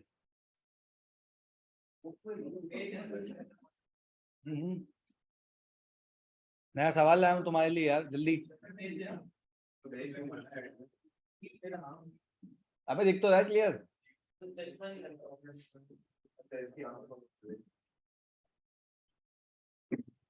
या थोड़ा जल्दी आई, अब अच्छी प्रैक्टिस के लिए तुम्हारी, जल्दी से भाई। एक एक उसके लिए ना, अभी 6:15 हो रहे हैं ना, ये 10 मिनट में तुम्हें करना है, 6:25 में मैं करा दूंगा ये, जल्दी। 3 है बस यार, 3 है, थोड़ा स्पीड में करना है।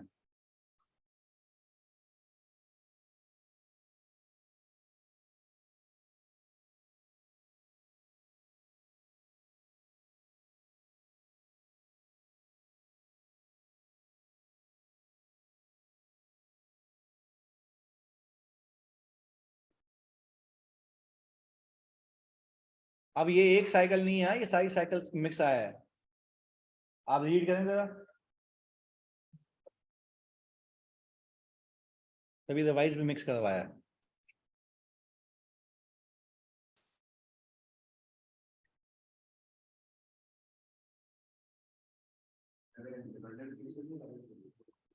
एक ही इदारे के केसेस है ना, हर बच्चे को अलग अलग साइकिल का ऑडिट करने भेजा, उसने ये डेफिशिएंसीज बताई हैं डिफरेंट डिफरेंट साइकिल्स में।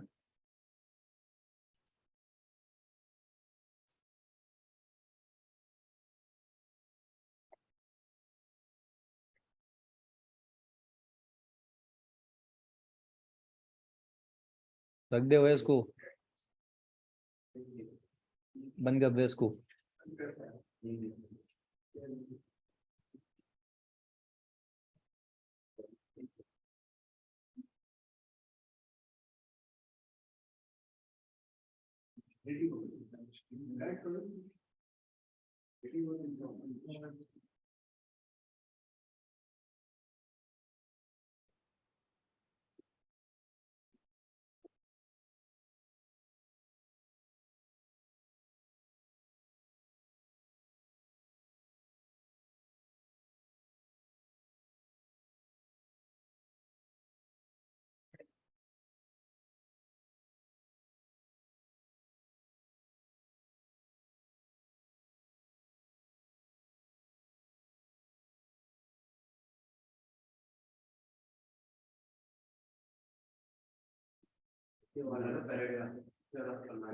नहीं तो अभी तो आप 1 to 3 की पंचायत करेंगे ना, नीचे वाले पैराग्राफ की अभी मैंने आपको डिटेल ही नहीं दी, आपको लिख के भी दिया मैंने 1 to 3 पे फोकस करें आप।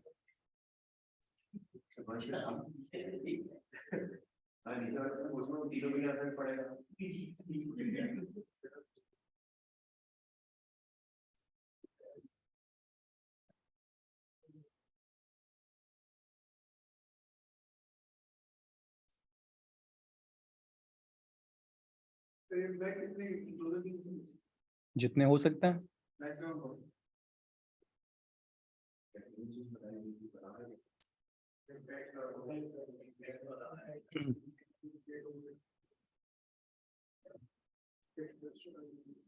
पहले का हो जाए तो बताना, पे एक एक करके डिस्कस करेंगे, सिर्फ पहले का गोली गोलियां।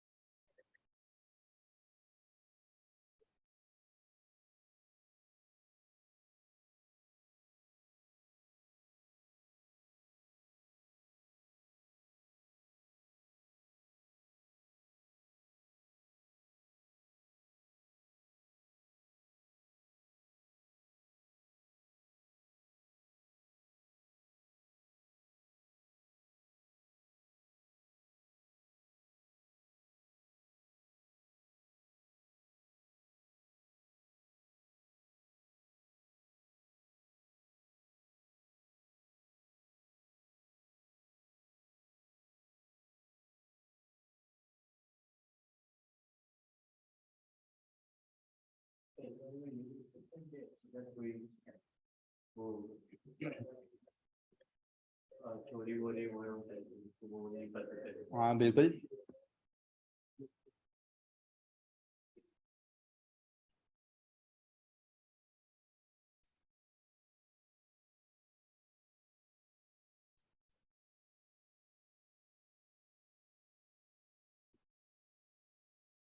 आई थिंक पहला लिख लेना चाहिए तुम्हें अब तक।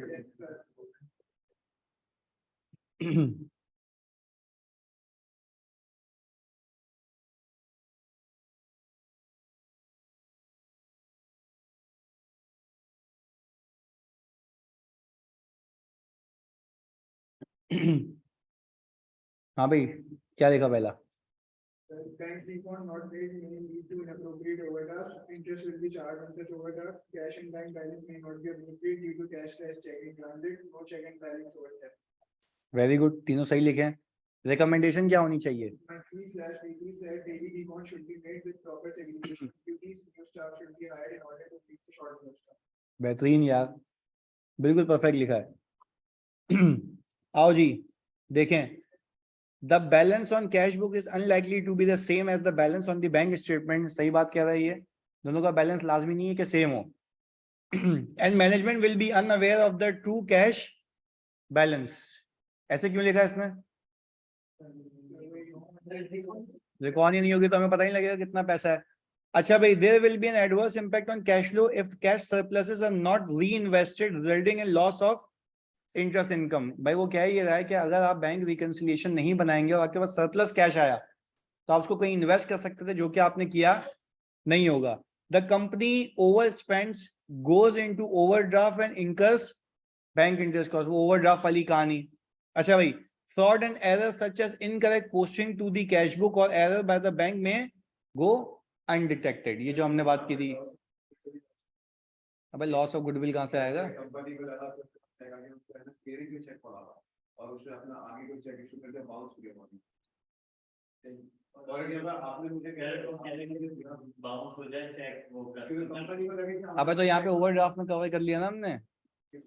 ओवरड्राफ्ट में कि बाउंस नहीं हुआ ना भाई। बाउंस कब होता है? जब मेरे पास पैसे नहीं अवेलेबल हो। हमारे पास ओवरड्राफ्ट फैसिलिटी है। ये कहना चाह रहे हैं कि अगर ओवरड्राफ्ट फैसिलिटी हाँ तो बाउंस हो जाएगा। बाउंस हो जाएगा फिर वो लीगल इम्प्लीकेशंस लिख सकते हो तुम, बिल्कुल।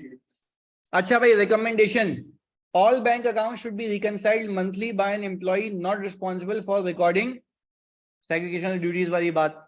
Reconciling item should be investigated. भाई अगर रिकंसाइलिंग आइटम्स आ रहे हैं तो मुझे पता होना चाहिए ना कि अनप्रेजेंटेड है, किसको पे करना था, ये सारी चीजें। A review of reconciliation should be performed by the senior management and evidence as reviewed। यानी सीनियर मैनेजमेंट बैंक रिकंसिलिएशन को रिव्यू करे। देखो बैंक रिकंसिलिएशन बनाना अलग बात है और रिव्यू करना अलग बात है। तो वो बंदा, एक सीनियर बंदा रिव्यू करे उसको। देखो एक बंदा है जो कैश में पोस्टिंग करता है, एक बंदा है जो बैंक रिकंसिलिएशन बनाता है, ताकि दोनों इंडिपेंडेंट बंदे हो ना। कल को उसने जानबूझ के कोई एंट्री मार भी दी है तो दूसरा बंदा पकड़ ले, वो इंक्वायर करे भाई ये क्यों डिफरेंस आ रहा है, तुम बताओ तुमने एंट्री मारी है। और फिर एक बंदा क्या करे, रिव्यू करे, ताकि ये प्रॉपर मैकेनिज्म चलता रहे। क्लियर है जी? अच्छा भाई, इसको तो तुम अब जो लिखा तुमने लिखा, क्योंकि प्रैक्टिस सेशन है। दूसरे का मुझे बताओ।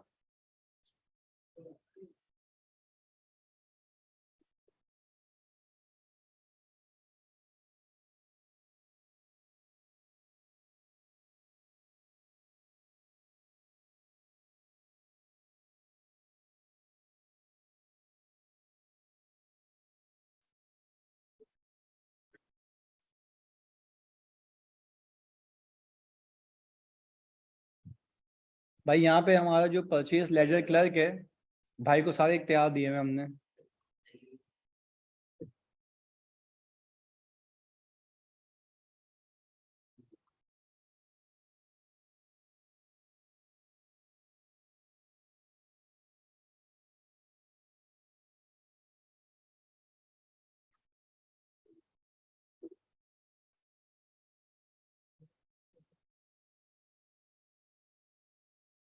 तो दस्ती लिखना है इसको।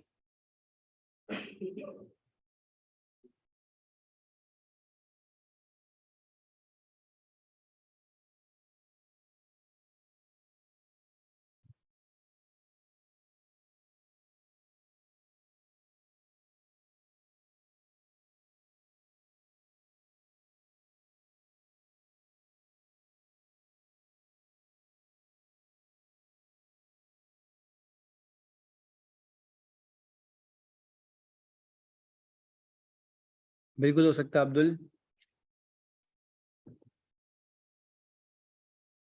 आई थिंक हमने ये भी रिवीजन में डिस्कस भी किया था। हो गया, वेरी गुड। शॉर्ट कमिट हो सकता है, ओवर परचेजेस हो सकती हैं, अपने रिलेटिव से परचेज कर ले। अनऑथराइज्ड परचेज ऑर्डर्स बन जाएंगे। पर वो तो ऑडिटर के हिसाब से नहीं, उस बंदे का होगा ना। अच्छा, इसकी रिकमेंडेशन, अच्छा यहाँ पे उसने लिखा है impact purchase ledger clear is in position to make fictitious purchases and make entity to pay for the goods not received by an entity. Very good यार, थॉट से लिंक किया है, बेहतरीन। As no segregation duties observed, बेहतरीन।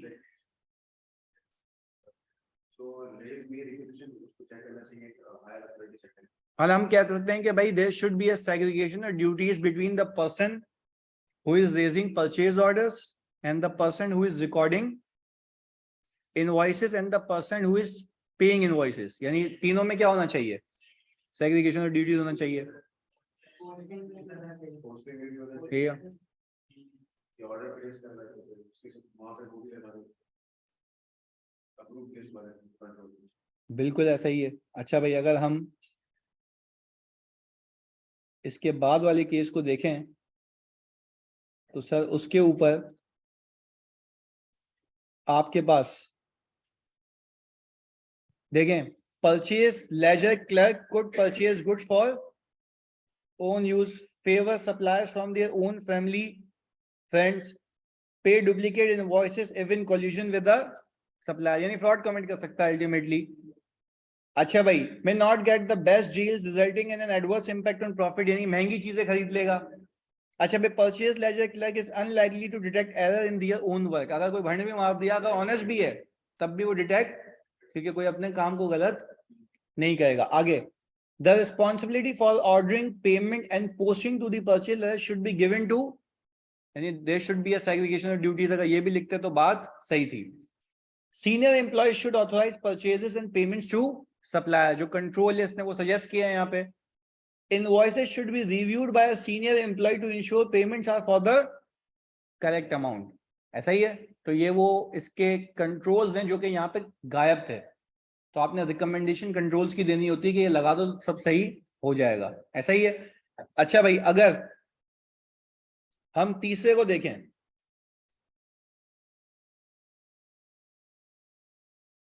बातें cover होनी चाहिए Abdul. Last वाला देखो.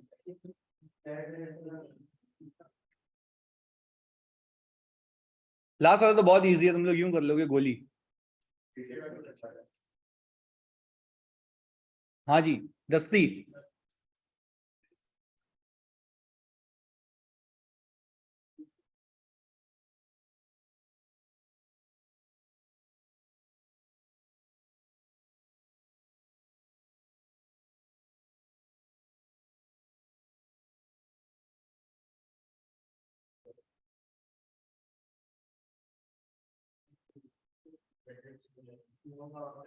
और सारे सारी चीजें लिखो. इम्पैक्ट पड़ेगा. गुडविल पे गुडविल पे तो रेट जो पे कर जाएगा. अब नहीं ना, तो कस्टमर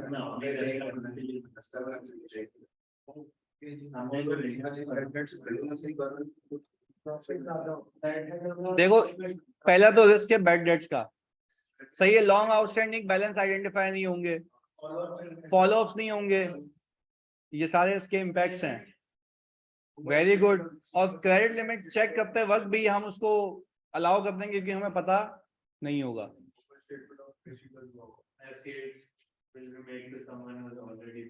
बिल्कुल. अब एटलीस्ट तुम लोगों को ऑब्जेक्टिव समझ आ गए तो तुम इम्पैक्ट बता पाते हो.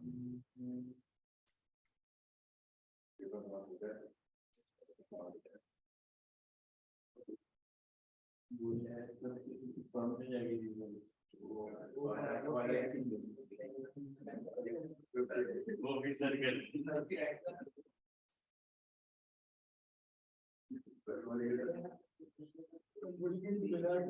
ये आने दे खाली इसको फॉर्म.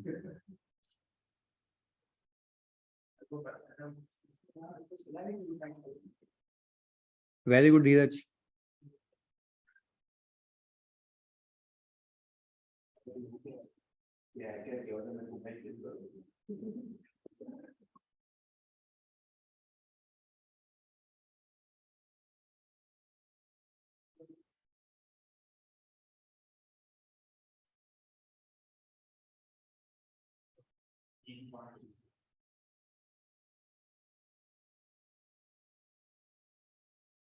हाँ भाई, आई होप आप लोगों ने भी यही सोचे थे और लिखे भी यही होंगे जो यहाँ पे लिखे हुए हैं. अंग्रेजी मैच नहीं होनी चाहिए, कॉन्सेप्ट मैच होना चाहिए. There is a risk of negative impact on profits and cash flows because overdue amounts may go undetected and not be chased up. ऐसा ही है. Older debts are more difficult to collect. Trope may continue to make sales to customers who are not. वही वाली बात के भाई, जब उनकी क्रेडिट वर्दीनेस ही नहीं है, हमने एजिंग ही नहीं बनाई, तो हमें पता भी नहीं लगेगा कि उसकी क्रेडिट लिमिट ब्रीच हुई है या नहीं हुई है। Implement a policy which require a weekly review of aged receivables analysis by a person independent of the sales ledger clerk। ये क्यों independent क्यों बोल रहा है? सेल्स वाले रिव्यू कर ले एजिंग, उसका तो सेल्फ इंटरेस्ट सेट है ना, वो तो बोलेगा जाने दे, सेल्स हमारा तो कमीशन है, ये हमने पहले भी बार डिस्कस की है। अब process should be put in place for chasing overdue amounts and action should be documented. यानी भाई आप एक पॉलिसी बना दो कि भाई ये जो रिव्यू होगा इसके ऊपर ये बंदा फॉलो अप करेगा, फिर डॉक्यूमेंट करेगा कि इससे क्या बात हुई थी, कॉरेस्पॉन्डेंस होती है ना ये। बिल्कुल, the sales department should be notified of the customers with overdue amounts and their account should be put on stop. यानी सेल्स डिपार्टमेंट को नोटिफाई कर दिया जाए टाइमली बेसिस पे कि इनको अब आपने आगे से सेल नहीं करनी है क्योंकि इनके रिसीवेबल बैलेंसेस ऑलरेडी ब्रीच हो चुके हैं। क्लियर है? यानी जो रिस्क था उसके अगेंस्ट में रिकमेंडेशन दी है, ऐसा ही है। अच्छा भाई, अब बहुत ही अहम चीज इसी सवाल में जो हमने अभी यहां पे छुपा दी थी,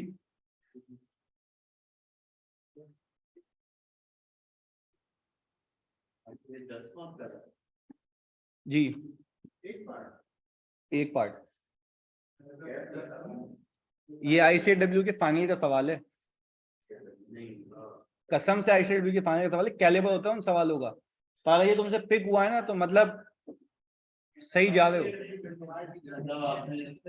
इधर जल्दी।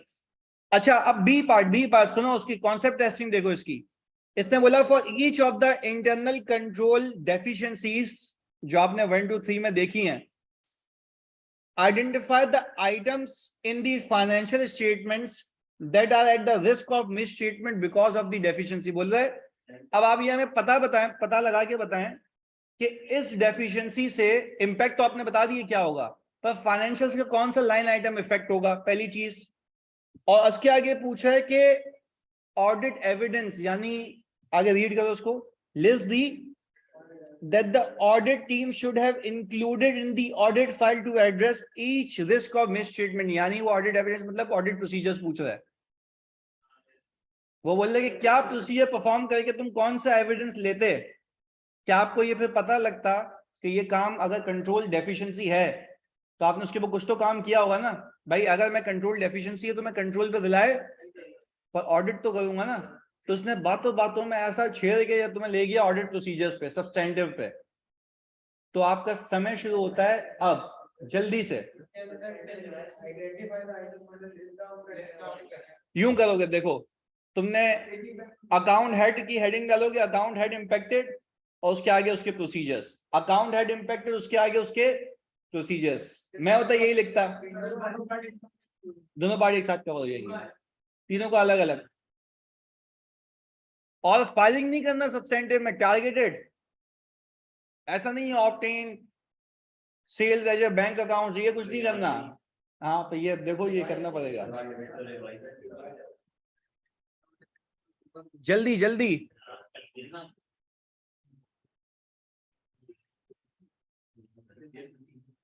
पहले वाला आई थिंक जो लाइन आइटम इंपैक्ट होगा वो है कैश एंड बैंक, दूसरे वाले में इंपैक्ट होगा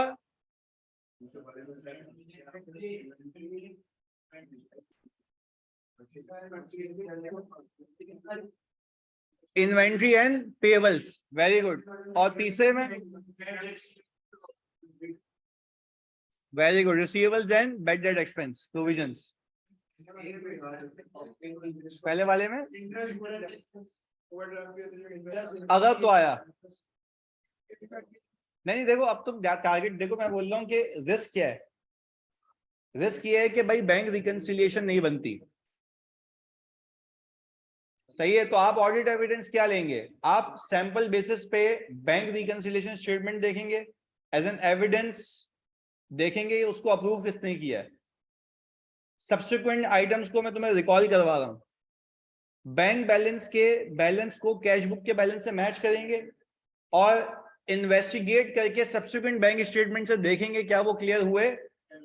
ये आपकी डॉक्यूमेंटेशन, आप ऑडिट करने गए, याद आ रहा है? मैंने यहाँ पे कोई लिस्ट ऑफ बैंक अकाउंट्स नहीं ली है, हमने क्या किया, select the sample of bank reconciliation statements and see the differences for reconciling item and inquire reconciling items and check it from the subsequent bank statement. हम यही करेंगे ना, मैंने कैश एंड बैंक में ट्रस्टियों सिखाया था कि बैंक बुक के बैलेंस को आप बैंक स्टेटमेंट के बैलेंस से कंपेयर करेंगे, डिफरेंसेस आएंगे वो अनक्लियर्ड और मैंने ऐसा सवाल भी कराया था जो बैंक रिकंसिलिएशन पे था, याद आ रही है बात?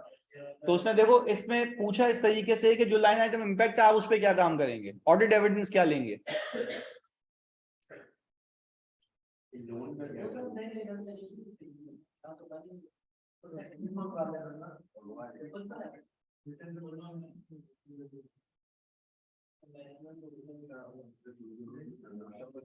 क्या कह रहा है भाई? नहीं क्या कह रहे हो तुम? नहीं ना बोलना।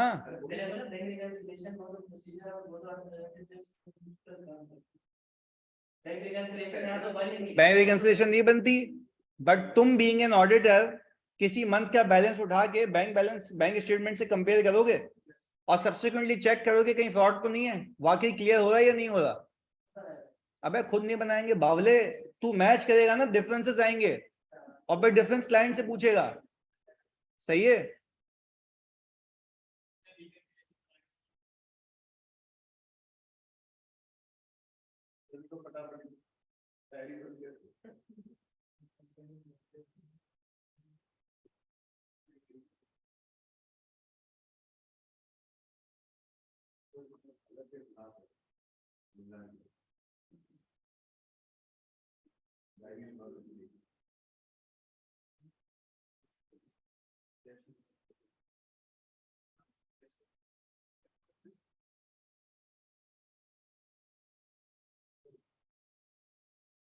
ये देख लो एक नजर, bank reconciliation not perform deficiency ये थी। आइटम इंपैक्ट क्या हुआ, cash at bank and cash equivalents में भी रिस्क। वहां पर देखो मैंने क्या कहा था, अंडरस्टैंडिंग को कंट्रोल से भी तो रिस्क निकलता है, यहाँ पे रिस्क था या नहीं था? अच्छा रिस्क तुम्हें कब पता लगा, जब उसमें क्या थी, डेफिशिएंसी। अब तुमने उसके ऊपर क्या काम किया, copy of the year end bank reconciliation indicating reconciling items have been explained और कोलैबोरेटेड। यानी जब बैंक रिकंसिलिएशन बनती है ना तो रिकंसाइलिंग आइटम में अनप्रेजेंटेड एक चेक आ रहा होता है, तो उसके आगे लिखा हुआ होता है ये किसको पे किया है।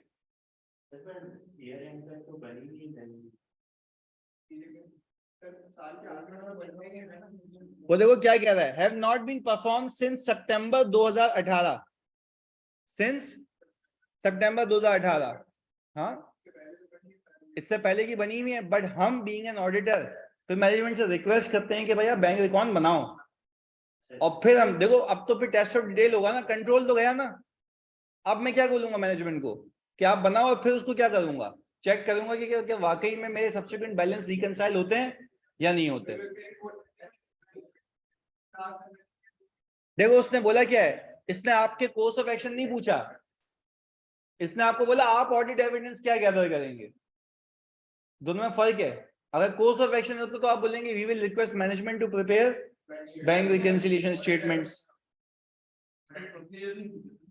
और प्रोसीजर ही तो है।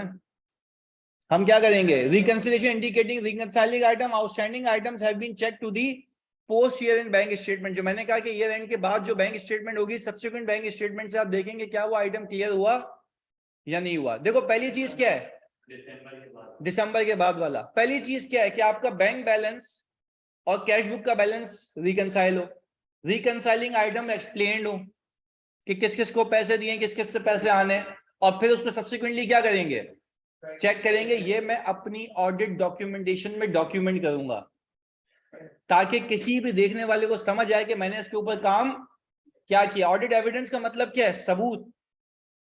तो आप यही देखेंगे ना कि बैंक रिकंसिलिएशन मैंने ली थी, मैंने रिकंसाइलिंग आइटम को सब्सिक्वेंटली क्या किया, ट्रेस किया, यही ऑडिट प्रोसीजर डॉक्यूमेंट करोगे ना। तो उसने वही बोला है कि वो ऑडिट एविडेंस बताओ जो आप डॉक्यूमेंट करेंगे, वो ये रहा।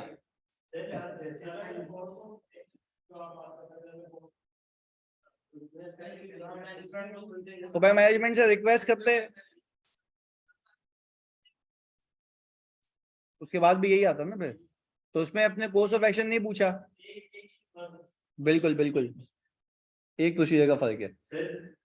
ये जैसे reconciling item has been explained, तो जैसे मतलब रिकंसाइलिंग आइटम एक्सप्लेन का मतलब ये उसने लिखा हुआ है अनप्रेजेंटेड अनक्लियर अनप्रेजेंटेड, बता ही नहीं किसको दिया है। तो वो बताएगा कि मैंने इसको आगे बैंक रिकॉर्ड में लिखा हुआ होता है अगेंस्ट दिस इनवॉइस ये पे हुआ है एक्सप्लेनेशन का, और हम देख लेते हैं कि सब्सिक्वेंटली क्लियर हुआ या नहीं हुआ।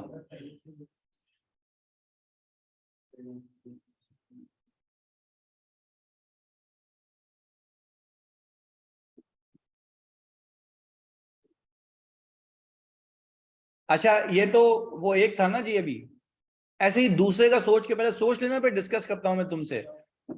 दूसरे का purchase ledger clerk is responsible of placing order with supplier, posting invoices, the purchase ledger making payment to supplier. आप मैं जिससे पूछूंगा पहले वो बताएगा। पवन इसके ऊपर मैं ऑडिट एविडेंस क्या गैदर करूंगा? देखो कंट्रोल तो नहीं है ना, अब एक ही बंदा सब करता है, तो मुझे देखना है सही कर रहा है या नहीं करना है, इसके लिए सबूत क्या इकट्ठा करूं।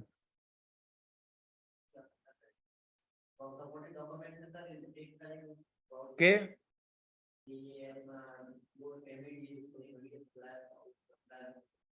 देखो हम कुछ चीजें चेक करेंगे जिसमें से ये होगा कि for a sample of invoices, सही है, हम ये करेंगे for sample of invoice we will check that this invoice has been recorded in the purchase ledger और नॉट। वो तो आगे आता है ना, मैं तो क्या कह रहा हूं, मैं कह रहा हूं कि हमारे पास अभी मसला क्या है कि सब एक ही बंदा कर रहा है। तो आप डायरेक्शन देखो, डायरेक्शन क्या, आपको सबूत इकट्ठा करना है कि मेरे परचेजेस और पेबल सही हो, ऐसा ही है। तो मेरी परचेजेस और पेबल सही हो तो उसके लिए सबसे पहला सीन ये है कि आप देखेंगे गुड रिसीट नोट और इनवॉइस आपस में क्या कर रही हो, मैच कर रही हो। आपने एक प्रोसीजर ये परफॉर्म करना है, ऑडिट एविडेंस गैदर कर रहे हैं आप। तो आपने दूसरा क्या करना है, आपने ये देखना है कि जो इनवॉइसेस हैं क्या वो लेजर में रिकॉर्ड हुई हुई है या नहीं हुई हुई। फॉर सैंपल ऑफ इनवॉइसेस, भाई इनवॉइस आपका सपोर्टिंग डॉक्यूमेंट है, सबूत है जो आपको बताएगा कि आपने क्या। वो देखो अगर मैं ये कहूं कि मैं बिला वजह की फिक्टिशियस परचेजेस रिकॉर्ड कर रहा हूं तो मेरे को तो इसी को चेक करना है ना, ऐसा है। अच्छा फिर देखो मेरा रिस्क क्या था इसके अंदर, रिस्क ये था कि भाई क्या मैंने अपने रिश्तेदार से तो परचेज नहीं कर ली, अनअप्रूव वेंडर की लिस्ट से, तो check that the purchases have been made from the approve vendors और नॉट। क्लियर है? तो ये आपने प्रोसीजर्स लिखने हैं इसमें। इन्वेंट्री काउंट मतलब हमारा ये भी तो है कि इन्वेंट्री आगे भी उसके अगेंस्ट में नहीं। तो जीआरएम से किया तो सही।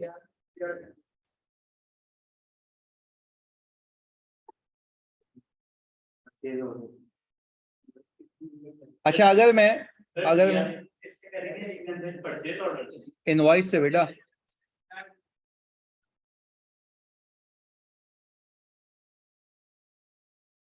अच्छा ये देख लेना इसमें अहम चीज, details of supplier statements reconciliation, कि सप्लायर ने जो स्टेटमेंट्स दिए हमें क्या वो स्टेटमेंट्स मेरे लेजर से मैच कर रही हैं या नहीं कर रही। पहली चीज, result of direct confirmation of the balances with the suppliers and details of the reconciliation of these balances to those recorded in trade payable। हम confirmation भी तो भेजते हैं, ऐसा ही है ये वही देखो टारगेटेड प्रोसीजर्स हैं, क्या बैलेंस वेरीफाई कर रहे हैं।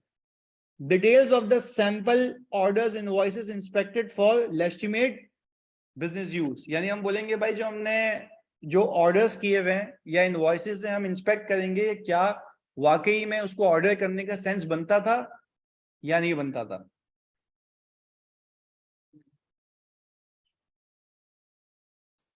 तीसरा वाला यूनिक इसलिए क्योंकि वो बोल रहा है कि भाई अब लेस्टिमेट उसका मकसद देखें।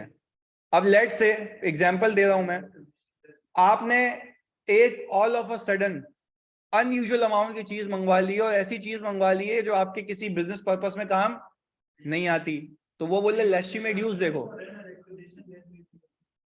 नहीं वो ये नहीं कह रहा, वो ये कह रहा है कि भाई आपने जो परचेज ऑर्डर बनाया है या आपके पास जो इनवॉइसेस हैं क्या वो ट्रू सेंस डेवलप करती हैं। अभी अगर मैं फॉर एग्जांपल यहाँ पे लेट से नीचे अभी लाइट वाइट कुछ भी नहीं जा रही है, उसने जनरेटर मंगवाया हुआ है, भाई किसने बोला था, क्यों ऑर्डर हुआ, क्या वो फिजिकली एग्जिस्ट करता भी है या नहीं करता। लेजिटिमेसी देखनी है उसकी कि वो लेजिटिमेट परचेज इनवॉइस थी या नहीं थी, फ्रॉड को डिटेक्ट करने के लिए। सही है, मकसद देखना होता है। सर उसका वापस बता दें एक बार कि मतलब इन्वेंटरी वो आई है नहीं आई, उस पे क्या कंट्रोल होगा? देखो यहाँ पे मैं इन्वेंट्री आई है नहीं आई है की बात ही नहीं कर रहा ना, इन्वेंट्री तो आ गई होगी ना। मैं तो कह रहा हूँ महंगी परचेज की, सही रिकॉर्ड की नहीं की, मैं तो उसकी बात कर रहा हूँ। मुझे देखो वेरीफाई क्या करना है अनीक, वेरीफाई ये करना है कि तुम ऑडिटर बन के सबूत क्या इकट्ठा करोगे।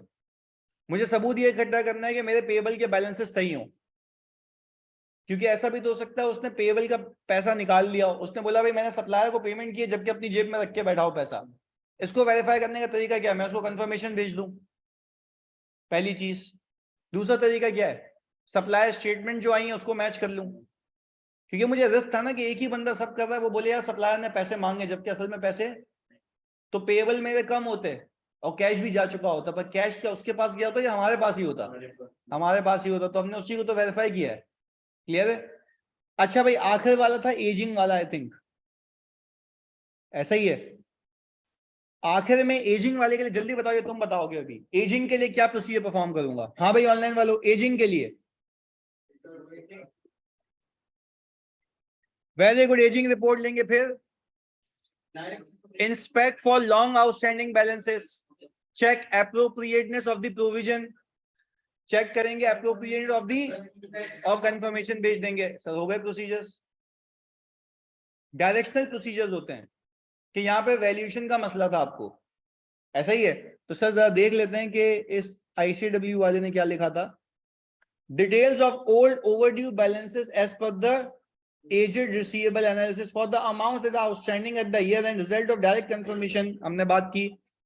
Details of post year and receipts यानी ईयर एंड के बाद subsequent clearance. Details of the basis for the allowance of receivables यानी हमने कहा रीजनेबलनेस को चेक करेंगे रिसीवेबल्स की, ऐसा ही है। देखो मैं फिर रिपीट कर रहा हूँ, ये मिक्स प्लेड ऐसे आता है कि उसने बोला भाई अब बताओ प्रोसीजर क्या करोगे उसके ऊपर। क्लियर है। अब आगे सुनो बाबू, बन किधर, टाइम है अभी, क्या तुझे क्या हो गया बेटा। अच्छा अभी सवाल कर ले, सारी मुल्लागिरी अभी चलाओगे तुम लोग। इधर एक मिनट दे रहा हूँ तुम्हारे लिए, ये मेरा किसी काम का नहीं है। इधर आखिरी पैरा अनी जल्दी से रीड कर। 11 मार्च का मतलब ये है 2019 का ईयर एंड के बाद। हाँ आगे बताओ। ये बीच में नहीं बोलना है, मैं जिससे पूछूंगा वो बताएगा। ऑनलाइन लो तुम भी जल्दी।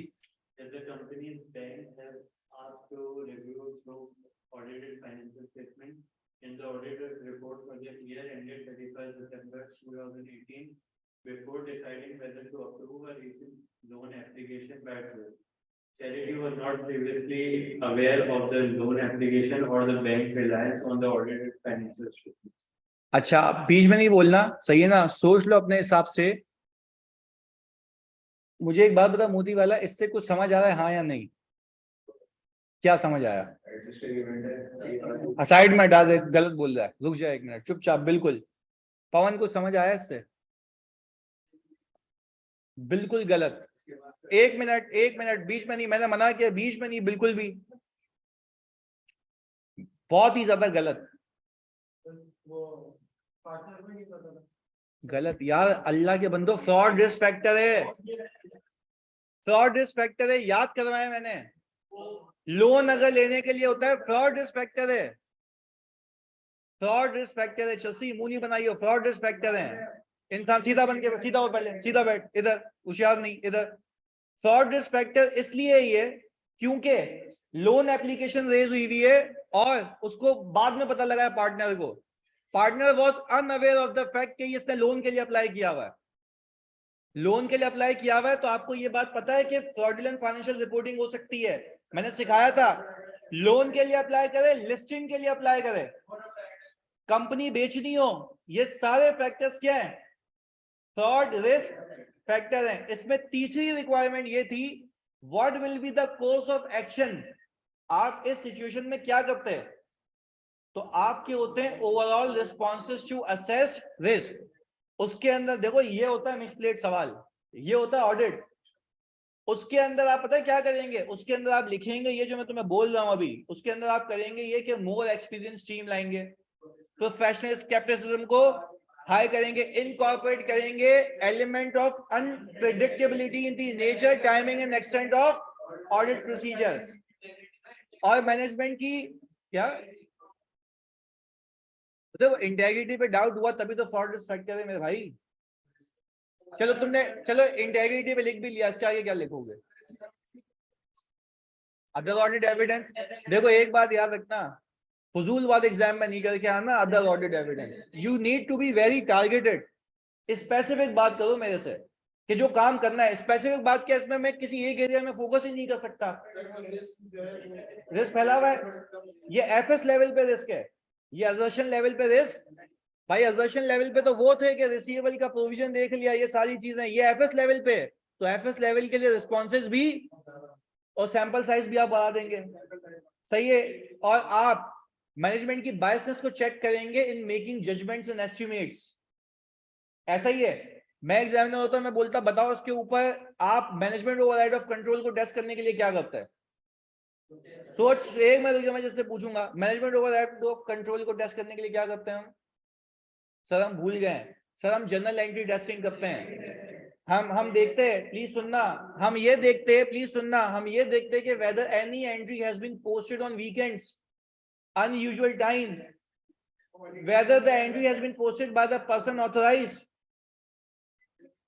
with unusual descriptions, याद आ रहा है? डुप्लीकेट एंट्रीज देखते हैं, ये सारे जनरल एंट्रीज प्रोसीजर्स हैं जो। अच्छा इसमें एक और चीज आती है, entries posted at near and. भाई अगर मैं ईयर एंड के करीब करीब पोस्टिंग कर रहा हूं तो वो भी एक रिस्क है। भाई ये बात समझ आई? ये आपस में ऑडिट लिंक्ड है, तो इस बात को भेजे में रखना, जानबूझ के टेंशन दे रहा हूं ताकि याद करो इंसान बन के। फ्रॉड रिस्क फैक्टर्स याद करने हैं उसको। देखो मेरा तो एरिया ही प्रैक्टिकल है ना, मैंने तुम्हें कल मटीरियलिटी तो प्रैक्टिकल कराया है, ऑडिट प्रैक्टिकल है, आपको अप्लाई करना है। भाई आपको सिनेरियो ही नहीं पिक हो, सिनेरियो कब पिक होंगे जब आपको तमीज हो। देखो ये बोल के निकल गया ना वो, इसमें था क्या, फ्रॉड रिस्क फैक्टर था। अब देखो अचानक से गेम क्या की उसने, ऊपर इंटरनल कंट्रोल चलाया, फिर इंटरनल कंट्रोल के साथ सब्सटेंटिव डाल दिया, और सब्सटेंटिव भी लॉजिकल वे में डाला। उसने बोला देखो ये इनका टेस्टिंग का कैलिबर है। आप जब बात को समझे, मैं तुम्हें बताऊं, अभी मैं खुद ईवाई में इन्वॉल्व हूं, इनकी टेस्टिंग मेथोडोलॉजी में तुम्हें पता है वहां पर पढ़ाया कैसे जाता है। वहां पे जैसे तुम तो यहाँ पे सिनेरियो रीड करते हो ना, आईसीडब्ल्यू किस मकाम पे पहुंच चुका है, वो चलाता है वीडियो जिसमें ऑडिटर बात कर रहे हैं, इंफॉर्मेशन आ रही है, तो बच्चे लिखते हैं कि अब ये बात हुई, अब ये बात हुई, अब ये बात हुई। फिर बोलता है कि अब समझो ये जो बात कर रहा था ये तुम हो, अब बताओ कोर्स ऑफ एक्शन क्या होगा। वो इस लेवल पे इवॉल्व हो चुके हैं, मैं तुम्हें ये बता रहा हूं। तो ये सारी जो स्टडीज है ना, ये वहां की। अब तुम ये देखो उसने किया क्या, इसने बोला पहले इंटरनल कंट्रोल देखो, डेफिशिएंसी या इंपैक्ट बताओ, फिर बोलता है क्या इससे फाइनेंशियल स्टेटमेंट का कौन सा लाइन आइटम, फिर बोला जो इंपैक्ट होगा उस पर ऑडिट प्रोसीजर बताओ। लिंक किया ना इसने, कंट्रोल की अंडरस्टैंडिंग, रिस्क असेसमेंट हुई, एफएस हिट हुआ, प्रोसीजर परफॉर्म किए और फ्रॉड पे डाल दिया। इस तरह दिमाग चलाना है। तो दिमाग तब चलेगा भाई मेरे भाई जब याद हो। क्लियर है? ये बात याद रहेगी। एक सवाल होमवर्क दे रहा हूँ, वो घर पे कर लेना। सही है जी, चलो मिलते हैं अगली क्लास में। हाँ इसमें ये लिख सकते हैं कि मटेरियलिटी भी हम वो करें।